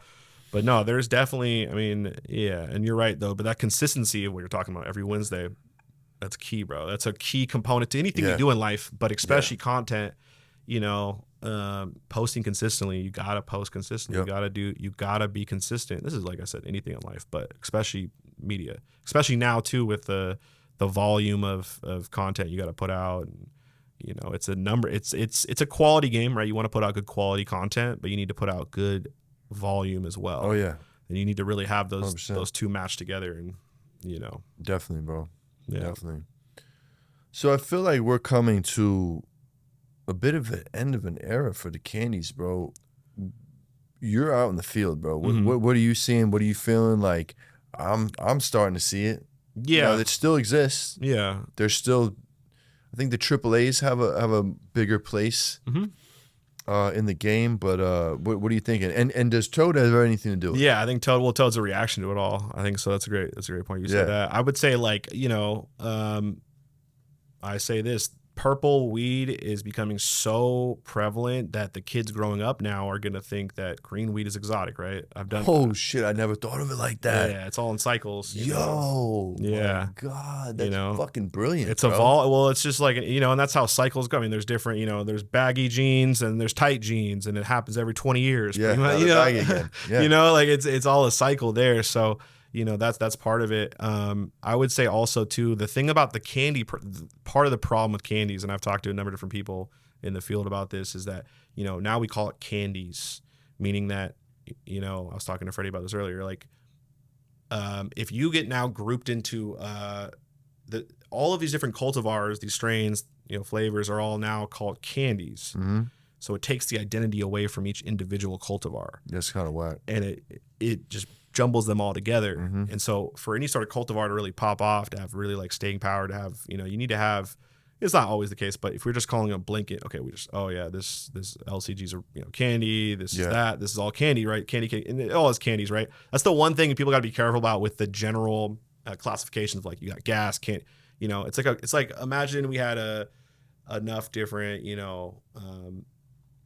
different gas strains, right? They all become, we're just calling gas. That's the problem with gas, candy, Yeah, that happened before candy. Exactly. And that happens once Blue you have sours, OGs. Exactly. And once you have too much volume of a type of flavor, of cultivar and really a lot of it has to do with the look, but you have too much of that, it then gets grouped into, people like to simplify stuff, right? And so, once you have that problem happen, it then takes the identity away, and it makes it so hard for, I don't think it's impossible, but it's pretty fucking hard for a candy flavor now to really blow up in this current moment. I think 20 years from now, that could happen because it's all in cycles, right? Yeah. And that's why you see now the toad venom is coming back. This is the reaction to the purple, the candy, right? So, there's plenty of other flavors that's come up in the last 10 years that really have they almost not exact same, but they're all the same qualities of a toad, right? But it just wasn't the right time, and they gotta get overlooked, right? Because timing's everything, right? That's crazy that's been out that long though. That I don't think I've ever seen that in the game where a strain has been out for 3 years. They put a frog bag on it, frog poison, pretty cool marketing, and it just goes up, and then it. Well, it wasn't like the Becky originally, right? It was the Becky. So, what the fuck? Yeah, and that actually just shows you like how important it is for like, okay, so the name, the story, the mystique around it, the controversy around it, the timing of it all. So it all, fit into place, and it's all kind of fate. And then also like the media exposure to it all, the organic. Yeah, man. Like I will say, it's one of the most organic. Like I was talking to Freddie about this earlier. Like I think in the future you're gonna have these really big corporations come into the game and are going to put 10 million behind trying to push a flavor to the masses. And I was talking to Freddie from SF Canada, and he was like, if somebody put 10 million behind a cultivar blowing up and they could see the return on that, that's going to happen probably in the future. Who knows? Maybe it's impossible, but right now I think the big corporations don't see a return on it, unless they don't understand the culture. They don't understand how they can really reap the money from that. They're all just trying to buy infrastructure right now. They're trying to buy. There you go. They're not fully into the culture yet. They've been for a number of different reasons, obviously, but for sure, it might come here in the next 10, 15 years. Who knows? Man, that shit's wild, bro. Yeah, the fucking toad. The toad, dude. Yeah, I just rolled some up. Little TV. Little TV. Wait, is it? Yeah, this is toad. FPTV. FPTV. We're going to see what it do. We're going to see, but not today on the show. Smoke that later. Do you like those rib tips? Yeah, I fuck with proper tips. Proper tips? Yeah. This one actually is a rib tip. This is a proper rib tip. Do they work with them? Or? They used to. So this was their last collab. Yeah. Dope, dude. They ever did. I'm not going to really speak on the breakup. Yeah. They did have a little falling out, and then Adam decided to make his own tips, and then they ran it the fuck up. Yeah. Dude, if you knew the volume these guys were doing, it's impressive. They've got, man, that's crazy. It's unfucking real. I'm so proud of these guys, bro. That's wild. I'll tell you. I've always wondered, honestly. Tell me after, bro. But they found a way, right? And that's the thing about media, really anything in like life, but like media, you got to find your niche. How are you going to be able to, pay the bills and stuff? And there's a lot of different ways, especially as we're in the beginning and stages of all this. There's a lot of different ways to make money off this, to support yourself, and they obviously engineered a whole new way. I watched the whole shit unfold, bro. That's crazy. From the first tip. What do you think about what they built, dude? I think it's really sick, dope. Bro. They made the fucking UFC of weed battles. They bro. did. It's unreal, dude. And they both come from the fighting world. They know UFC. They're UFC heads, so they know how to commentate in the same style. They got fucking Bruce doing the announcements. Like, that's real, bro. Like, I've been on FaceTimes with Adam and Bruce. Like, you know what I mean? Crazy. Right there, like, he did that from the jump. when the shit was like, what the fuck? And people still think it's AI and shit until you actually like FaceTime. The guy from the UFC, the Bruce, what's his name? What's his name? Buffer, yeah. Bruce Buffer. Yeah. So that's, I didn't even know that. Him and Adam like homies, bro. Like, that's wild. Like, Bruce, what's up, bro? He'd be like, Adam, what's up, dude? And like, they literally talk. But I love that. And what they harnessed though, and they did this in a positive way where it's like, it's competition. It's also kind of controversy. It's not negativity, but it's very controversial. But it's also within the restraints of like, hey, let's all be, this is just an honorable, a fight, right? Yeah. Which I think is a much better way, but it still harnesses that negative energy, but it's more controlled, Definitely more controlled. Which is, and Adam's all about it. Yeah, he loves that shit. No, I respect it, bro. I really respect what they've done. Yeah, it's really cool. I think long term too, the ROI for what they're doing is really fucking crazy. Like if you think about it, because like I asked them too. I was like, oh, are people that win get like their pack prices go higher? And they go, yeah, straight up. And I'm like, okay, that's already right there. The value in that long term, especially once it goes global. Right? Yeah. You think about this globally, like for everything that we're doing. Think about this globally for everything that we're doing, right? It's going to be crazy because there really is like about 200,000 people in the cannabis space, like in the cannabis culture in America. But there's probably, 10 million plus, if not more, What's up, guys? Just want to take a second to shout out my sponsor, Grove Bags. This is why we love Grove Bags. Locks in freshness, keeps buds at perfect humidity without burping, preserves terps, smell, flavor, potency, stay intact. Tough and smell proof, durable, resealable, and travel friendly. Trusted by growers, from the home stash to commercial scale, Grove Bags got you covered. Tell them Good PizzZa sent you. So how do you think, what is the secret of blowing up a cannabis strain? Is it $1 million question, right? What the fuck? I think there's a lot that goes into it. I think now though, like if we're just observing the toad, right? That's one of the most recent ones that are starting to blow up. I don't think it's fully there. Actually, also I want to ask you this too, and kind of going back into that. But do you think it's going to reach a runch level? What's your honest opinion? That is really hard to say, bro. I'm gonna go. Okay, I'm gonna say no, but I'm not sure. I'm gonna say no, but I wouldn't be surprised if it did. I would agree. That's as probably good as I could give you. I would agree. Though it's hard for anybody to predict that because I didn't see Runts doing that. No, I think the thing that I did like a little video on this the other day, but I think the thing that's missing from it is that the thing about Runts is that they had about 150 different rappers mention it. Yeah. Right. And then if you think about all the other past flavors. This was back before the internet was really around. I mean, it was still bubbling, but you had it bubbled up with the internet. The audience weren't as fragmented now.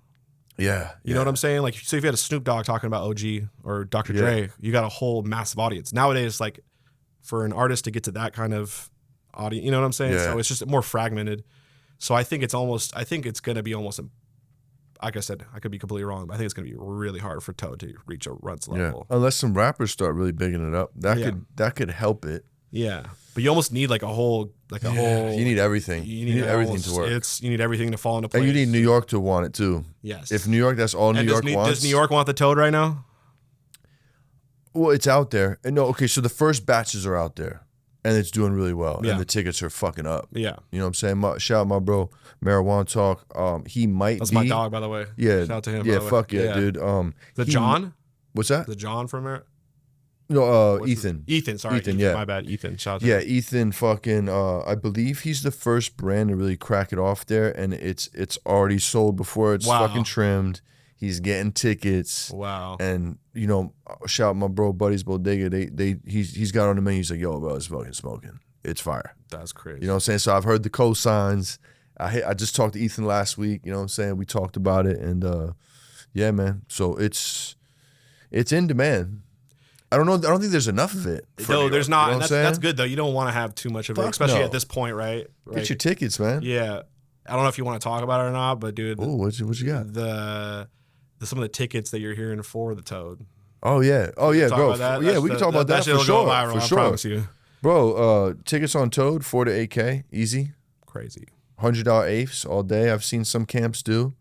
Yeah, bro. What about that box though? You got I've been hearing MLZs going for fucking $4K a pack for a box, brother. That's almost half a ticky. Disgusting. That'd be amazing. Half a tick there, brother. For a I don't know if you want to talk about that, but for some mixed light, brother. I'm sorry, bro. That blew my mind, bro. Yeah, that's fucking sick, bro. Yeah, that's so. For a pound, they probably cost $300-$400 to produce, if that, maybe $250. I don't know the exact number. Plus the investment of the genetic, right? Which kind of factors in, but that gets paid off pretty quickly. What was that, 10K one time? Who knows fucking when? You know what I'm saying? So that's there. I mean, that's fucking cool, man. That's pretty crazy. And it's my friends are doing it, so that's even cooler. Yeah. You know what I'm saying? So I'm like, fuck yeah, dude. And in this market where like prices are getting put your so kids low, through college with that shit, man. Yeah, bro. That's fucking like one box. That's the 2000. That's the 2008, 2010. You know, whatever year it is. And Skittles is not new. You know what I'm saying? Like, that's wild, bro. Yeah. Do you think that comes from like what? From y'all, like proper smoke, like the. Where do you think that was priced? Oh, Proper Smoke League all day. So that's really crazy. So that's a real thing. That's why, in my opinion, like what they're doing, what y'all are doing, like it's really impressive because if you can affect numbers like that, that's a real in thing. the market and at a real deal. I mean, that's power. You know? Bro. That's influence. That's real deal influence right there. No that's bullshit. Impressive. And like the fact that like second places and like splitting hair matches where it's like, oh man, I really can't even choose. Like I gotta pick one. Yeah. You know, those brands are getting tickets too. Crazy. You know, it's a good platform, man. Oh, I love it. It's been a great platform for the game. I love it, dude. Oh, yeah, 100%. man. But yeah, going back to what you were saying though about blowing up a strain, like it's so hard to like tell. I mean, this is like the ether. It's like the culture. It's like, how do you predict it? It's almost like trying to predict them. There's some people out there that can predict the market, right? Like the general like stock market, but also it's like it's kind of hard though. Really hard. I mean, this one's tricky, man. It's gotta taste good. It's gotta hit hard. It's gotta be like there's gotta be kind of vibe to it, some kind of vibe, or like it's gotta be cool to have it. It's gotta be cool to have. It's gotta be exclusive. There's gotta be a little bit of drama. There's gotta be enough media there. Like perfect storm. Yeah, I've had like 4 or 5 clips get 300,000-500,000 views on Instagram off the Toad shit. Which is an indication. I mean. I had plenty of people hitting me up, where's the Toad at? And you're right. I think once the trappers start reaching out from all over the world, the country, what's the Toad? That's another aspect to it as well, Speaking of all over the world, man, what are you thinking about like the international game? Crazy, bro. It's really, it's really blowing up. I mean, it's really, people always say this, like it's, like in the UK or in Europe, different parts of Europe, it's like, here 10, 15 years ago. Yeah. And that's really true. That's a fact. It's really true. The market is, I mean, it's, you got to pick and choose where you go. But yeah, I mean, if you're having trouble here in the US, maybe think about going to another country and trying to figure, obviously. But, it's, don't go to Thailand though. Do not go to Thailand if you're a grower. Please. Why? Okay, so I lost this interview. I'm so mad about this, bro. Oh no! You ever like recorded something? And had it all get? Yeah, dude. Oh man, I've had a few of those. I've had a few stinkers like that. And yeah, just bro. Banging your head against the wall, but we're pushing forward. But I had this interview with one of my homies, really good dude. He moved out to Thailand, and also respect. I know actually I have a few different good homies of mine that moved out there and they're doing really well out there. So I don't even mean like that, but. You gotta. There's a lot of international markets where the local economy can't afford to buy your top shelf. Got it. You know what I'm saying? That's what I mean by that. That makes sense. So in Thailand, and there's also just a lot of growers that have moved from there all over the world there. So there's a lot of it's a problem that's happening here in the United States, but it's the bigger problem there is that the local economy there, they can't afford to buy a $40 eighth. Yeah. They're just not. And that's the problem. And they're relying off tourism. That's also tricky. Yeah. So my point is, don't go there. I mean, like I said, it just depends. There's plenty of people you can win anywhere depending on what you can do, what your skill set is.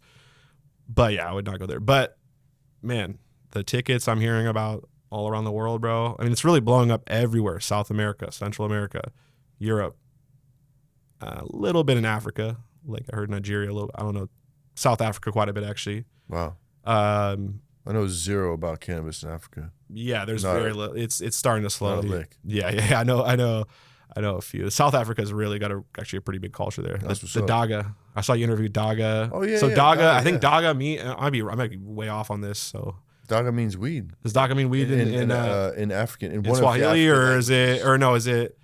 It might be in Dutch or something. Maybe. One of the African languages it means. Yeah. Daga. So I know there's a lot of languages in Africa. There's a bunch. Yeah. But yeah, it does mean weed. Yeah. I wonder if it's Swahili. My dad's from East Africa. So oh, what? My dad's from Uganda. Yeah. No doubt. Yeah, I speak Swahili. But then also Japan starting to really blow up over there. Crazy. Oh, shit. Oh yeah, Taiwan. Yep. Oh. China here and there. Obviously Australia, New Zealand. It's been blown up there for a minute. But it's happening all over. I mean, it's really. I know people in Ukraine, Russia, like.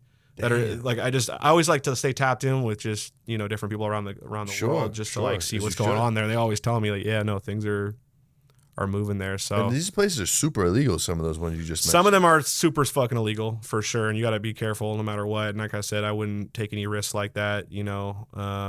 But it is interesting just to like I just like to do my market research and understand what's going on in other places. But yeah, like Japan. Super, like I speak Japanese. Like I went to no shit. Yeah, I went to this public school in Seattle called John Stanford. You learn all your math and science in immersion Japanese. So whoa. Yeah, so I've got a lot of good friends that are. Are you still get by? Choto. Fuck yeah. Yeah, choto. A little bit. That's a little bit in Japanese, but okay. I've lost a lot. I mean, I went K through 5, but yeah, I know a decent amount of Japanese. That's cool, man. But yeah, you learned it during the young years. Yeah, that's how you really learn languages when you're young, bro. You're a sponge, right? But yeah, Japan is starting to really pop off there, and they're doing that through like the CBD stores, just how it started to other places. Not on the West Coast, like we're not really used to that. But if you think about the East Coast or South, a lot of them started through the CBD stores and slowly started to roll out through there. Yeah. The smoke shops. We're kind of we kind of look at that like what, but that's how a lot of those other places started out. But that's what they're doing in Japan. Tight. It's interesting though, the whole politics around all of it. Each different country market, there's all different types of thing. Like a lot of the. To really be doing that in Japan, you got to be fucking with the Yakuza. You got to be doing, there's all the different like infrastructure that you got to go through. Politics, baby. Hood politics, Politicking, bro. So, but no, the whole world's opening up, bro, for sure. I mean, Europe's obviously becoming one of the biggest epicenters of that right now. I mean, are you going to go to Mary Jane? Yeah, I'm going. We should. Yeah, I'm definitely going. I missed it the last 2 years. Same. So it's been on for 2 years now. I've never been. Never been either. Yeah. Never been either. It's gonna be huge. I did a video on this the other day, bro. Dude. Bro, I talked about this in another video, but there's so many German content creators. No shit. Bro, there is literally hundreds, bro. Fire. Hundreds. And these people got 30, 40, 50,000 followers on Instagram, which is an indication to me. I'm like, it's gonna be big there. That's awesome, man. You know what else I've been hearing?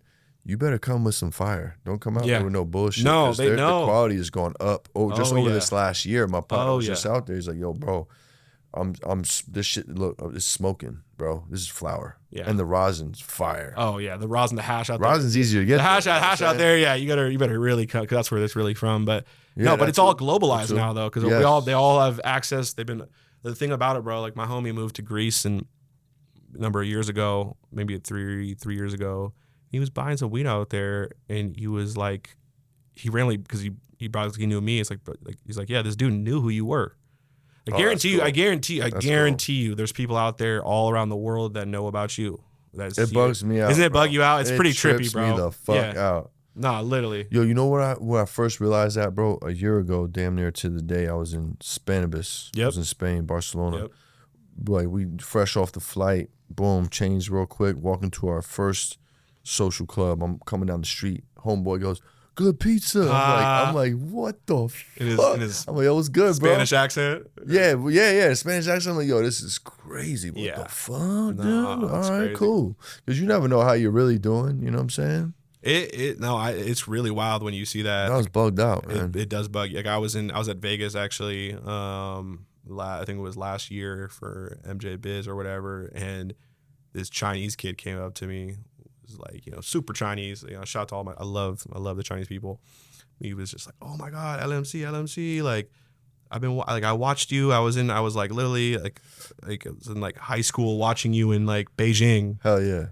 And it's just like bro, it's everywhere. It's unreal, dude. Especially as like AI comes out now and they're translating now all of the content, auto dubbing.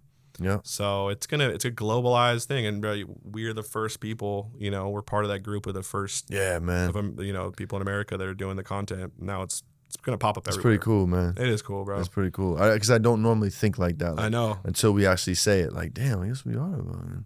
It's weird. Some of the first, there was some people before us for sure. Oh, there is for sure. Definitely, like there's different eras, right? Yeah, there's exactly. the meme era. There's a lot of different eras. I think of like cannabis media, but I think now we're at we're the era now of like not matured, but like modernized media, right? Because like Dope as Yola, you interviewed him the other day. Yeah, he started out doing like pictures on Instagram. Yeah. I don't know if he talked to you. Yeah, he did. Yeah. The little bud movies he made, little bud stick and he figures adapted and shit. and he stuck with it for so many years, and he's, absolutely, a legend, obviously, but like he kept with it and he stayed adapting. But I think now this is the era, like we do, we got documentaries, you got podcasts, you've got, short form. This is like modernized, cannabis media, and working in that, the meme,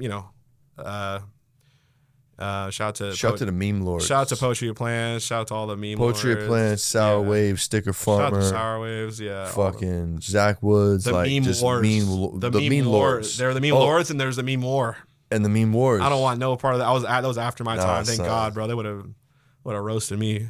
Bro, what a cool period of time, man. That's a crazy time, bro. If you think about like the For You Best Prize, I don't know if that's a whole crazy. I'm kind of glad we're out of that era. Shout out to Masonic Smoker. Shout out to my boy Edgar. Yeah, he's part of that too. He is definitely part of that too. You get smoked though, bro. Motherfucker coming for him, dog. Yeah, no, there's no one's safe during those eras. No, you got Cloud King too. Cloud King, Stan. Yeah. I know. I interviewed him recently, actually. Who, Stan? Yeah, I got a documentary coming out on them soon. Nice, dude. But it's interesting. Like that's a whole different era though of media. But that's the era where like people are kind of afraid to put their face out there to talk on camera. Because they're still kind of coming out of that. That's why they were so big. Because these guys are just out there, just in your face. Yeah. But now we're more modernized. Now it's regular. It's regular. Now shit. it's regular. Now like I said, we're like we're part of that class now, either first or second, third class of like folks that are pushing this all forward, bro. And it's for sure. But it's all getting globalized though. It's all getting very globalized, and it's going quickly. As each state legalizes, as more legalization happens. It's just going to compound. It's just like, they talk about AI. It's going to become exponential, right? Yep. And so that's, so everything's moving very quickly, bro. So like you were saying, you better come with that fire in Germany because they know what it is. No doubt. They know what it is. They learned Don't about it. go out there with the work it. packs. Yeah. Trying to make, come out there with some proper work and, get your money. Yeah. And they got actually a really, really big homegrown community out there. Oh, is that right? That's what, well, because they have like, they decriminalize it there, is what I know. I'm no expert on it, but they decriminalized it out there a couple years ago. And they got a lot of like medical weed out there. It's all, they call it the PGR packs from Canada. Because Canada was smart. They pivoted, bro. GMP. The One GMP. of the first ones on this side with it. GMP, bro. GMP is the international shit. You got also Colombia. You been to Colombia yet? I have not. You got to go. I need to go. But that's another market like that. Bro, I can't. I watched one more of Juan's fucking videos, and I'm buying my ticket tomorrow. Like I just interviewed Bully. I was like, God, I live through you guys, that's bro. My dog, like bro, I just always want to see you guys in Colombia. Man, I got so much respect for what they've done too. Oh, bro, you just did a video with Quesada, right? So I did a video on them a while back. Oh, was that Neo? Neo did. Neo did. Yeah. Neo did. Sure. Yeah, I'm about to actually go. When next time I'm in LA, I'm about to go pull up on Q and all them. And that's my dog. Solid dudes. No, man. really real camp. deal. The whole camp, all of them, bro. They're all really, really smart, bro, and they really doing their fucking thing, bro. Doing their thing, bro. They really, what they did. I think they built on the kind of the cookies. They built on that era, and then they took it to a whole nother level. Absolutely. Same with both the runs, cookies, all they all doing their thing. Yeah, he's they're in the class with like the Doja rise. You know what I'm saying? Oh, like for sure. They're in the class of Doja. Backpack Boys. I would almost put Wizard Trees maybe on the next class, even though they were part of that. Scott and all them, they really are. But now bro, Scott and Wizard Trees is going. They're going crazy, bro. This is like really. Yeah, my homie just brought me Wizard Trees. Yeah, we got the black light. Yeah, You know what I'm and Ryan put me on the Shit's whole sick, bro. idea of the international game, but bro, I got my homies all around the world that have wizardries now, bro. It comes with a fucking light, kid. Yeah, bro. Scott's been doing his thing, bro. Check this out. Yeah. Oh, that's shit, son. Oh, that's crazy. And if this was dark out, you already know. Shit Oh, was that's sick. wild. Nah, so much respect to what Scott and their whole team has done. And no, but you're right. Doja kind of led that class, but They were all. they all did it, and they also all help each other too. Like you still see, hell yeah, which I they're all respect, homies bro. and shit. Yeah, Which is what you need to do. Which is Yeah, what you man. need to do, bro. And like, it's And dude, I did a little video on this the other day, bro. The fact they got Peso Pluma to do that song, Bro, I that's literally I texted Juan crazy that day. I look, was like, bro. hey, bro, like just so you know, like you guys inspire the fuck out of me, but this you really outdid yourself. That's this one. So for folks that aren't aware, like Yo. I gotta explain it. Like Please, folks aren't please aware. So Peso Pluma, one of the biggest, Latin artists in the world. Mm-hmm. He's from Mexico, obviously. He's put out a couple songs, but on his recent album, he put out a song. The last song of the album, I believe, it's called Backpack Boys. Yup. That is like the equivalent. Fat shout. It's almost the equivalent. I want to say it's really the equivalent, of almost getting like a Drake or a J. Cole to like do a song called Your Brand. Yeah, that's a Like fact. for the Spanish and world. said your name within the first 2 bars. Yeah, it's also the name of the song, which is just like holy Crazy, bro. shit, bro. It's a crazy look. Oh man, It's a really crazy look. it's a and good fucking song. It's a great song. It's a great song. Oh, I love all that, dude. I don't Yeah, I even speak fuck with Spanish, bro. Cordillos, bro. I don't know what they're I saying, but fucks I with it, bro. I love it. It's all fucks with it. super vibey, bro. But that's a Word. crazy look, bro. And that's why I also always implore like these different cannabis brands, look international, find your niche. Yeah. Happens to be that Backpack Boys, they've always got a very strong connection to the Spanish speaking For sure. communities, right? For And sure.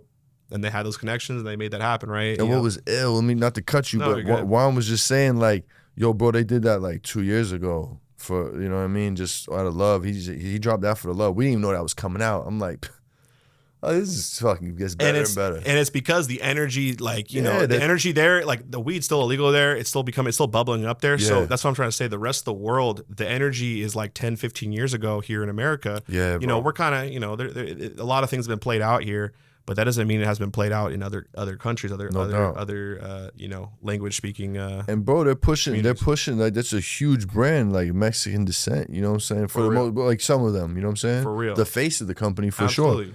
And it's like the first people, like Don Murphy's first people. Yeah, Don Murphy's. They were the killing it, originals, bro. honestly. That's why I was here, right? Yeah, And I don't know anybody from them at all. I've always wanted to know. bro. I just interviewed him last week. Oh, that's crazy. Yeah, and we're not putting it out. That makes We're not sense. putting it That's out. the most cannabis media thing I've ever heard right there. That's the most like, you know how many can't crazy even- interviews I have that I'm not. I can't even tell you how we're gonna drop it, but just know it's gonna fuck hey, you up got, the game. You got it in the vault, bro. You got It's it in the vault. and how Which we're is gonna important. drop it is it never been done. So just keep your eyes out. I love what they do. Like, I don't know. I'm pretty. I would literally say just met, bro. that's It's bro. They crazy. are ghosts, bro, which I appreciate and I yeah. respect. I know everything about everyone, bro. I hear everything, bro. I got birds everywhere telling me different things, bro. I don't know a single thing about them, Shout bro. out to the Tom Murphy squad, man. Yeah. I heard one thing I did hear is that the original owner passed away, unfortunately. Yeah, right?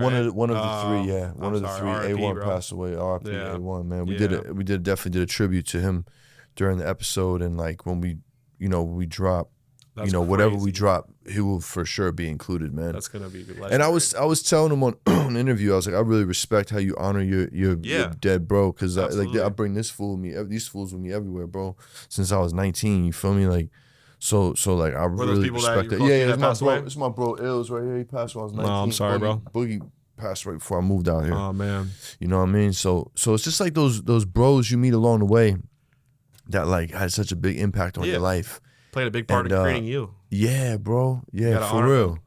And you got to keep their name alive, you know. And keep they their name alive. fucking do that. They got every piece of merch A1 down. Like I fuck with that shit, Nah, man. for real. Solid dudes, man. Oh, And that's QC Kings, Yeah, they know their shit, man. They put out good stuff. yeah. So how me and Murph met, like we both share a cultivator. No way. You know what I'm saying? Yeah. That what I just smoked Fugazi, and he made Duranzos with the GPZ, the Georgia Pie Skittles, famous. Mhm.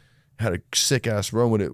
These two were on the chopping block when we both came to the facility, and we both had to pick one, and we both ran with ours respectfully, and we never met each other for years, bro. We just met literally a couple months ago. That crazy, bro. Yeah. Yeah. Yeah, It's wild, bro. They never seen each other grow or nothing, like nothing, bro. Like, That's wild. how do we not know each other? They've been good about it, bro. Like I said, I really know. I mean, I guess maybe like there's a lot. The thing about the cannabis community is it's small, but it's also very big, right? Yeah, that's a fact. That's a good way to put it. Yeah, that's a good way to put it. Like there's like we all definitely know someone that knows each other, but but they do their thing, bro. They really do, and they're looking at it from a global standpoint, which is very impressive. And I think any cannabis brand, obviously play it smart, don't do anything, illegal or anything, but there's ways to do it legally and to spread the brand around the entire world, And Ryan from Doja told me about all that too. He's like, you blow up your brand, if you travel around the world. This is one thing I learned a lot of game from Ryan on. It's like a couple of years. I was interviewing him down in LA. He was like, man, if you blow up your brand in America, but then you also travel around and you start to get your name out there, you don't have to send packs out there. You don't have to break the law or anything. But if you really go out, travel around the world and get your name out there, the trappers from all around the world will come to LA to get your packs, right? To get your things, and then they'll spread it for you. And so that's a way to, we watched it happen. Right there. We watched it fucking happen. But it really is a real deal, like global game. And it also just opens up so many more opportunities too, Hell yeah. Man. It's rapidly in the next 5 years from now, the global weed game is going to be crazy, bro. Yeah, it's going to be wild. I mean, it really is. What do you think the timeline or how much meat we got left on the bone for trappers in our country? Yeah, so that's a fucking great talk. 5-10 years. What do you think it's gonna look like? So I make this prediction. This is obviously kind of like people is a little not clickbaity, but it's I always say there's 8 to 10 years left of trapping the plant in the U.S. based off the pure reason of just based off of legalization. Obviously there's plenty of, it depends the state, depends where you are, depends a lot of different things, right? But if, for example, where I grew up, right, in Seattle, they got rid of the local trap market, the most effective I've ever seen it anywhere else. I heard about this, man. They got rid of the local trap market where everyone now buys from the stores there. It's not like California, where California is so big. They also had a bunch of problems with the regulations where they had a lot of different counties that didn't legalize themselves, or they did a moratorium, which then kept the black market open there. So there's a lot more complications there. But in Washington State, they just across the board just got rid of, so there's plenty of people that are still doing OT plays and for sure, all that. But there's no local trap market there. People aren't buying. You ain't going to your man's for an ounce. For the ounce or anything like that. And that goes back to that whole idea of, you learn this when you're like a little kid trapping. Really, is there's the 3 components to why does someone buy an eighth or O or off you? It's number 1, convenience, right? Yep. Number 2, quality. Number 3, price. And quality and price go back and forth. Yeah. But it's those 3 components. And unfortunately, what happens? It's convenience is always number 1. Americans are, we like convenience. We love convenience, right? Yeah. Convenience stores, Instant everything instant, bro. And if we can, we're gonna pick that every single time. And unfortunately, for the local trapper that's just delivering, a little eighths and O's around their city, the moment that stores pop up, I'm sorry, bro. People, even your homie, they're gonna want to choose on their own time. They want to go to a store that's open for 10 hours a day. There's 1,000 different options. And, and I hate to say this, but this is what I just saw it happen myself, bro. I mean, I saw my own shit, fell apart, from that, my different people that were doing that. You can't beat that. You can't beat a store that's open, that's got 1,000 options that you get to, the consumer gets to choose when they want to go get it. Yep. Maybe they pay a little bit more. And so that's the one thing going for some of these local trappers. Yeah. But over time, bro, convenience is just going to wither that down. And also, once there's more and more competition, prices are going to go down.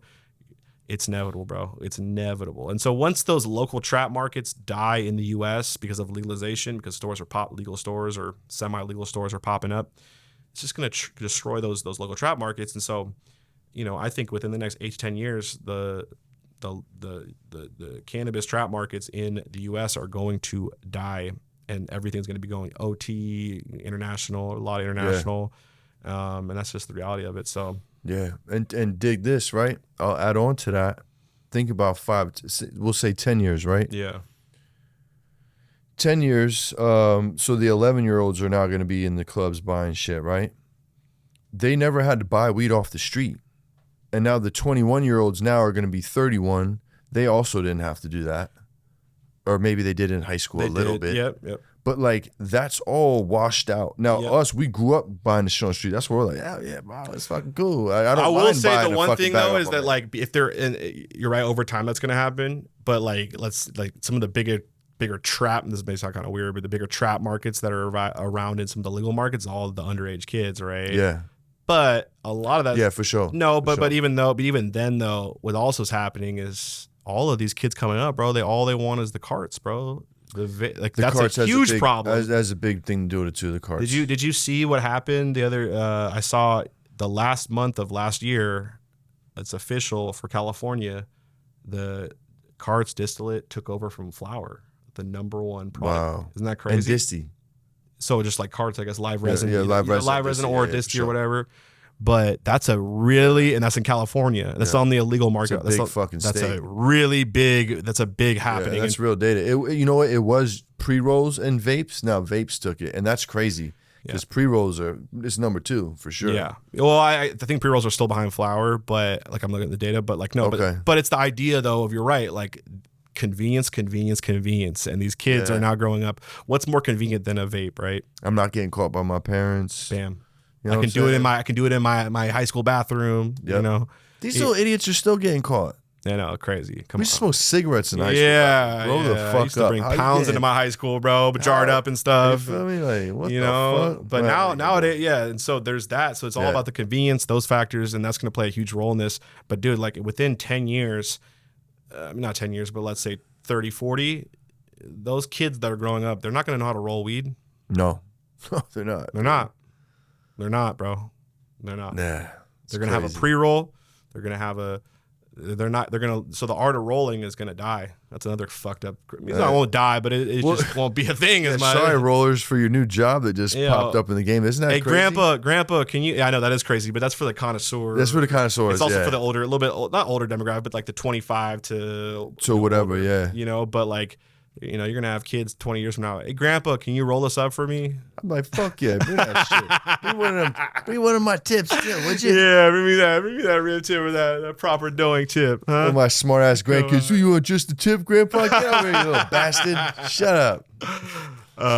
No. Bro. I'm here for it, bro. No, I'll roll. It's the game evolving, bro. You gotta adapt, bro. Yeah. Adapt or die, bro. That's, for sure. That's a lot of people. That's the thing too, is like, dude, I get a lot of, this is one thing I want to ask you too, is I get a lot of shit. I always say, when I say za online, I hate using the word, but it's one of the things, if you're trying to communicate to younger folks or really younger folks, really like one of the biggest slang terms now, we have a lot of different slang terms for cannabis is za. I don't like it personally. Yeah. I just, it cringes me out. But obviously, once you do enough content, you kind of push past the cringe. For sure. Whatever. For sure. But dude, I get a lot of people like, dude, anybody that calls it za is like, no. I'm like, bro, I just started using this word 2 years ago. I don't like using the word. I'd rather just use cannabis, but for sure. I'm just not trying to get deleted. For sure. No, I think it's funny though. Ryan corrected you. Oh, they're yeah. I get it. I'm sorry. I see the data, bro. I'm a data driven person. For sure. So I'm gonna do what I'm gonna do. At the same time, I don't like it. I don't like it at all. Okay, so what's the question? Do I like it? Well, bro, because you got the name. Okay, let me break it down for you. Let me break it down for you, please. First and foremost, I ain't like za when they was just starting to call that shit pizza. I started hearing like my little brother and his friends from like Williamsburg. That's a New York thing, by the way. That's like a New York Williamsburg, slang. Yeah. Hipster slang. Yeah. That ain't no New York slang, bro. No, it's not? No, fuck no, dude. That's some hipster shit. All my homies in Brownsville, Dykeman, they calling it za though. That's. But how old are they? The younger, they really. There you go. So it's mixed now. It's mixed. It's that little generation. You feel me? So I ain't like when people. I'm like, did you just say fucking za? I'm like, dog, what the fuck? It's 2 syllables, man. Have some respect. And then the weed started calling za for exotic. I'm like, oh no. So I'm a look, bro. I'm a 80s baby, golden era hip hop head. Like, I can't do it, brother. Can't do it. Can't do the za. But you know what though? I ain't gonna lie. When I made Good PizzZa, if I type it out, it's a capital PIZZ, capital ZA, like right there. Yep. And I did that not as an ode to it, but like to catch a little bit of attention. Like, yeah. And it looked better. I'm a graffiti artist, so just like structure wise, but like, yeah, I did put it on there. Really? Would you write? You want to say? You don't have to say, obviously. But what you mean? Would you write? Like, what was your my tag name? Yeah. My current tag name's PizzZa. Oh, Right there on the right bottom. there. That's white. right. Yeah, Okay. and up there too. I grew up with a lot of different. JP, JPZ. Yeah, I grew up Snoop with a lot. Dogg's responsible for my name. No way. What? Yeah, remember like early 2001, 2002? Yeah. For shizzle, my nizzle. Yeah. Everything was for shizzle. And It's like Dope as Yola, but Mac Dre, right? It's You you feel got me? you got it from. Yeah. Yo, Beezy, Peasy, you know what I'm saying? Yeah, Like, that's So crazy. JP turned into JPZ and then PZ for short. You know what Bro, I'm that saying? whole world is actually a trip, bro. The whole like I know people from all the different little groups and stuff. Yeah, And yeah. You heard of like Klepto? Klepto, nah. No, it's my dog anyway. Shout out to Klepto, by the way. He's a graffiti artist? Yeah. Fire. Well, they like tag graffiti. I mean, does both, but Fire. Yeah. Hell yeah. that whole culture is crazy too, bro. I love it. Yeah. I still write too, and I've been meeting mad graffiti artists through Good Pizza. And There's some, shout out my boy Menace. I found out we went to the same high school. He just did a couple pieces for me. I posted yesterday. That's fire, Yeah, man. bro. He's gonna hit my wall too. No way. Yeah, he's a fucking beast, bro. I'm gonna show you some of fire. the shit. Yeah, he's nasty, bro. That's hella dope. Hell yeah. So yo, we're talking strains, we're talking cannabis. I gotta get your top 3 strains of all time, Yep. sir. So what is your favorite old school, one new school, and one desert island strain you stuck on the island with for the rest of life? And I'm gonna also pack us up a little Dr. Yep. Dabber Let's on the do it. Dabber. You know Let's what do I'm it. saying? Let's do it. So what you got, brother? What you got for us? Okay, I would say, man, I got White Widow. I love White Widow. Can I name like 5 or 6 maybe actually? No, sir. You Nope, you only can 3? afterwards. Okay. So 3. look, your next question after this is if you could bring a strain back, what would it be? So Okay. maybe save one of those. So your favorite old school. My favorite old school. Okay, I'm gonna put White Widow, my favorite old school, which is kind of old school for. That's fire. Yeah, That's old school for me. Hell Yeah, no, it's old school. It's like And what? this is relevant to your timeline, bro. Don't so worry about it. 90s, early 2000s. Sure. That's White Widow, right? Number 2 is what? Number 2 is desert island. Stuck on an island for the rest of your life. Stuck on the island for the rest of my life. Ooh. The grapefruit. Oh shit! The Nice. that's He a- didn't it's go a- Z. He went grapefruit. No, I like went that. grapefruit because that's a great like in between a couple is different great. things, and it's also like a state. It's honestly, Was that a Washington strain? that's a. It's I don't know why. There's a few different. Okay, so maybe a grapefruit or like let me just do like a either a purple Urkel or sorry I keep saying multiple. The island's tough, bro. It's The island's tough, bro. For the rest of my life, man. If I'm on the island for the rest of my life, I'm kind of just I'm just chilling. I don't need to be up and at 'em. I'm gonna go.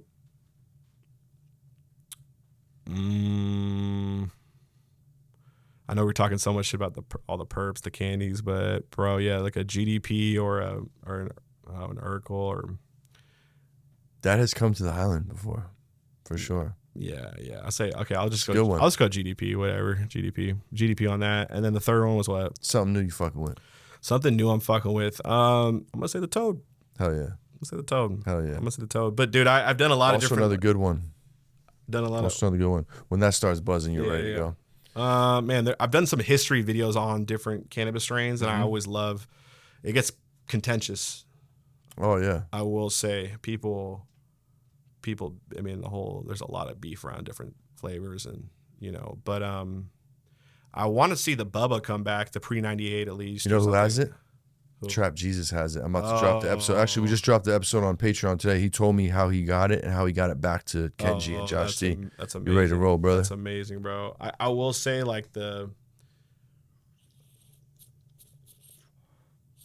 We got LMC ripping the Dr. Dabber switch too. shout out to Dr. Dabber. Shout out to Dr. Dabber, my dog. We also did a great episode recently. I love what they've done too, bro. Oh hell yeah, man. You know that dude on Instagram that'd be like, you know what rips, bro? What? His name's like Gimpy, some shit. Look him up. He's fucking the think I most might. positive guy you ever heard in your life, son. He just Nah. talks about shit that rips. Never mind. The No, joke. no. The joke's gonna suck now. No, you're good. You're good. I'm not gonna do it to myself on camera.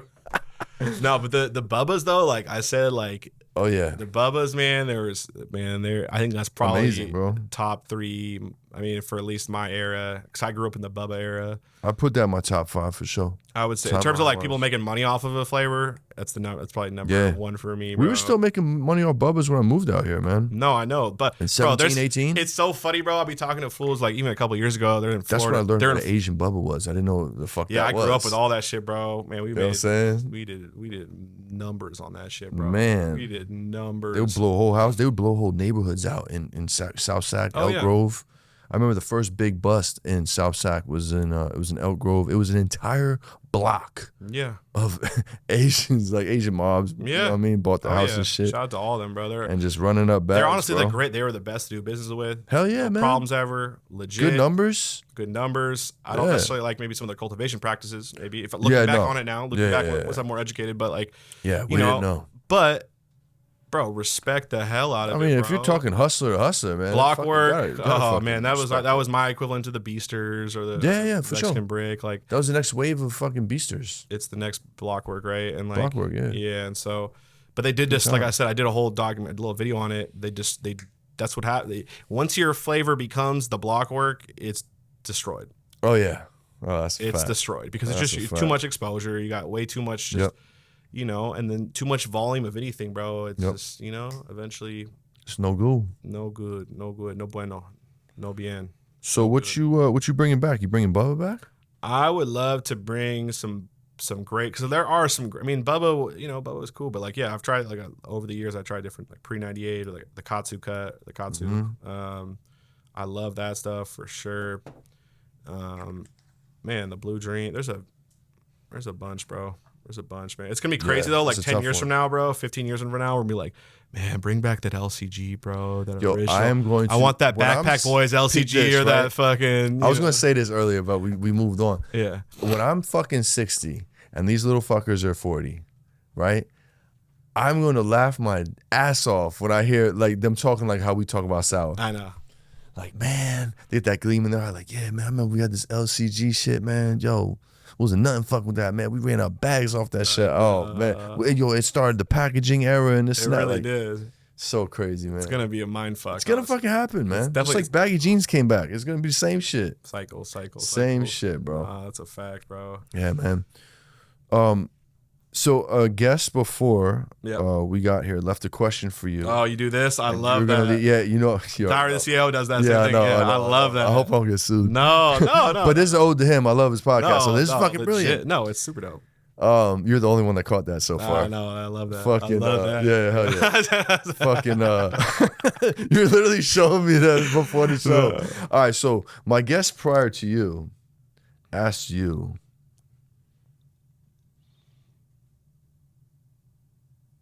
can you tell me who it was too? I'm curious. Yes, it was B Guns from Green Rush. Hell yeah. If you lost everything, including fame, status, money, everything, do you think you'd be able to get back to where you are again? And would you even choose the same path again? Great question. And I have the same knowledge that I have now, but I lose it all. Exactly. Obviously. Yeah, same knowledge. Same thing, knowledge. obviously. Yes and no. I would say yes in the sense where learning that discipline, learning the hard work, learning the different intricacies, right? That, yes. But no in the sense where everything adapts and everything changes. The way that the Backpack Boys blew up, or Doja blew up, or Jungle Boys blew up, or Cookies blew up, or I blew up, or you blew up, those are all things you can learn from, but you can't replicate the exact pathway because everything changes. So it's going to be really hard it's impossible to replicate someone's winning success exactly, but you can take elements from that and build your own pathway to success, because everything, those gateways have already closed. Those gates have already closed, right? So you got to find the new way to win, and it's always adapting, but you definitely can learn from history. You can definitely learn from what people have done and create your own, pathway, your own system to success. Oh, yeah. So I guess that's my, Oh, yeah. Mm-hmm. So now you, my friend, are going to leave a question for this guest. But before you do, just hit the little record button so I don't have to fucking type it, because I've been... Record. Yeah, right here? It's just going to record what you said. Oh, yeah. Or no, it's going to do the text thing, you know what I mean?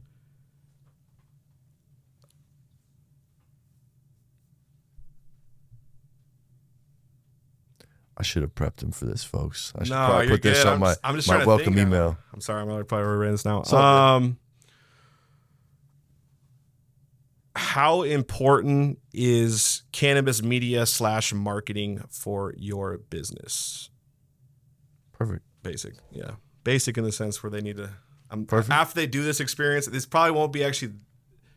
I hope it's someone that comes up next that like hasn't done that much media or whatever comes on here. It is. It's coming tomorrow. Okay, Yeah, so that's actually a good question. For who's coming on. but they won't see the impact. The thing about media, you have to realize, you have to experience it yourself, or at least experience a friend of yours having to happen to them. Yeah. You know, I saw my buddy. They opened up a restaurant, you know, a few months ago, and they had this big reviewer come to review their food, and you know, blew it up. Now they're sold out for like they've been sold out of the 2 different items that you know the person reviewed. Yeah. The point I'm trying to say is that media really can blow you up in so many different ways and how important it is. And yeah, it can be annoying. Yeah, you gotta, you know, it's a lot of people out there are like just not vain enough, or they're not like, they think it's all egotistical. And I get it. I get they're hurt, but like, bro, we're in a new era now. You got to adapt, and we're in the attention economy, right? And so, you know, you might have something amazing, something beautiful, like immaculate, but if the world doesn't know about it, it doesn't mean anything. Right. There's a tree fall in the forest, you know, Right.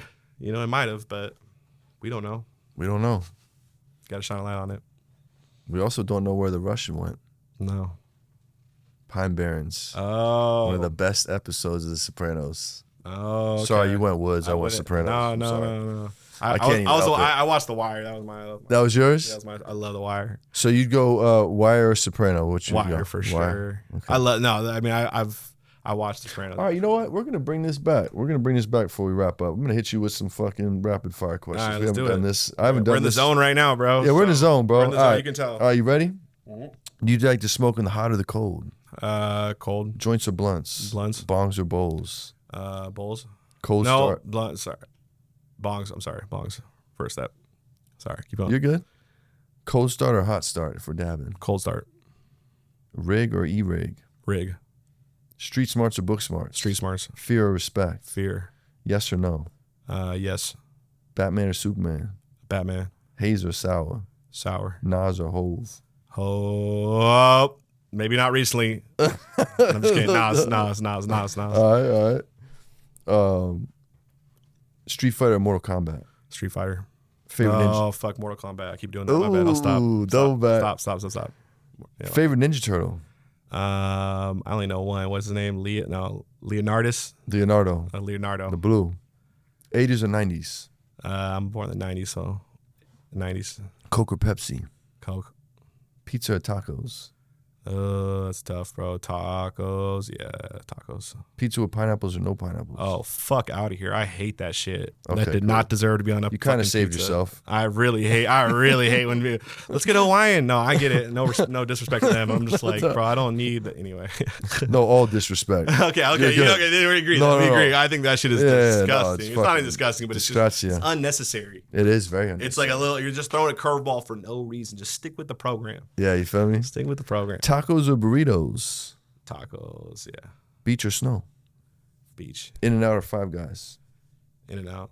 Cheetos or Flamin' Hot Cheetos? Oh, flaming hot. The fuck, of course. You've already answered this question. You've disappointed me. The Wire, The Sopranos. The You go Wire. I'm sorry, bro. I know. It's all I good. know. It's okay. The Wire, It's bro. okay. It's okay. Man. Pacino or De Niro? De Niro. That's a tough one though, but De Niro. That is a tough one. That's a really tough There's one. no right or wrong There answer really is there, no pal. right. They're both great. You know what I think I'm going to do? Just to pause this for a second. I think I'm going to bring these back, but if you can't decide or you say both, you got to take a dab. I I like think I'm that. going to run them through the ringer. You should do that. You know what I'm You should also bring in some sort of like loud light. Being And like put it on them. wrong, take the dab. You know what I'm saying? Like you gotta like the like we're fucking interrogating them. yeah, Put a you gotta fucking interrogate spotlight with on them. Bring in another person too. You ever seen like Oh, I for feel like I got example my like the pad and Eric shit. Andre show or like Hell the yeah. Matan? Yeah, have another. This is just for that segment, but Hell yeah. yeah, that would be dope. You gotta fuck with them honestly. Fuck with them for Just sure. like literally fuck with them. The very end of the show. Yeah. Yeah. Comedy or horror? Comedy. Freddy or Jason? Oh shit, Freddy for sure. Netflix or YouTube? YouTube all day, baby. Morning person or vampire life? I used to be a vamp, but now I'm a morning person. Biggest game changer you could ever do for your life is go to bed early, wake up. Go to bed early, wake up early. That's a fact. I used to be a vamp. Not good. Blackjack or poker?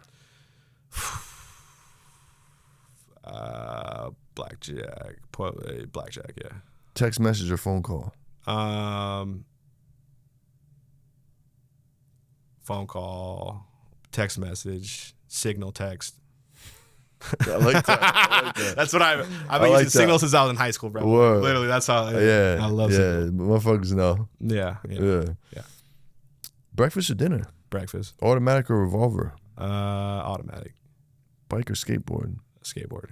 Jack or Blue Dream for the rest of your life? Oh, that's a tough one. That's a tough one, actually. I'm gonna go Jack.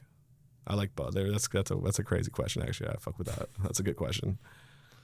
Body shot or face shot by Mike Tyson in his prime? In his prime, body shot. Shot of 151 or hot dab, glowy? Hot dab. Candy or OG gas? OG gas. Tupac or Biggie? Tupac. Big L or Big Pun? Big Pun. Wu-Tang or Death Row? That's a tough one too. Death Row. Good shit. I was born in 96. Fire. So all right, well, before we get out of here, if you could drop some jewels on our audience, if you could go back to the young you the day before you hopped off the porch and jumped in the game, what advice would you tell you? Save your money. When you get a lot of money, save it, invest it. Do not go buy designer. Do not go waste your money to impress your friends. Think about your future. There's going to be times when you're really, really down. You need to make sure you have that security blanket. I literally made a lot of money when I was younger, and I wasted it all. I had like 6-7 cars. No, fuck all that. Invest, be smart, be frugal. Don't flex. Flexing is for the insecure. I know a lot of us trappers are insecure. I get it. But the older you get, you're going to learn. Those are all mistakes. Save your money, invest, look at the future. And that's the overview. LMC, ladies and gentlemen. Where can the people find you if you want to be found? Let the people know. On Instagram, LMCXLUC, on my other socials as well. Or if you're on YouTube, just type LMC. I'll pop up right away. That's it. Thanks, It's been real, my bro. Appreciate you. Thank you for coming through, man. That was awesome. Thank you for sharing your story, and congratulations on all your success and everything you do for the community, man. Big ups to you, man. For real. Thank you, bro, too, man. You already know, man. You already know. LMC, Good PizzZa Podcast. Shout out to all the Patreons. Thanks for all the support. Big ups to all our sponsors. We couldn't do this without y'all, man. We'll see y'all soon, man. Peace, love, good pizza. We up out of here. Yes, sir.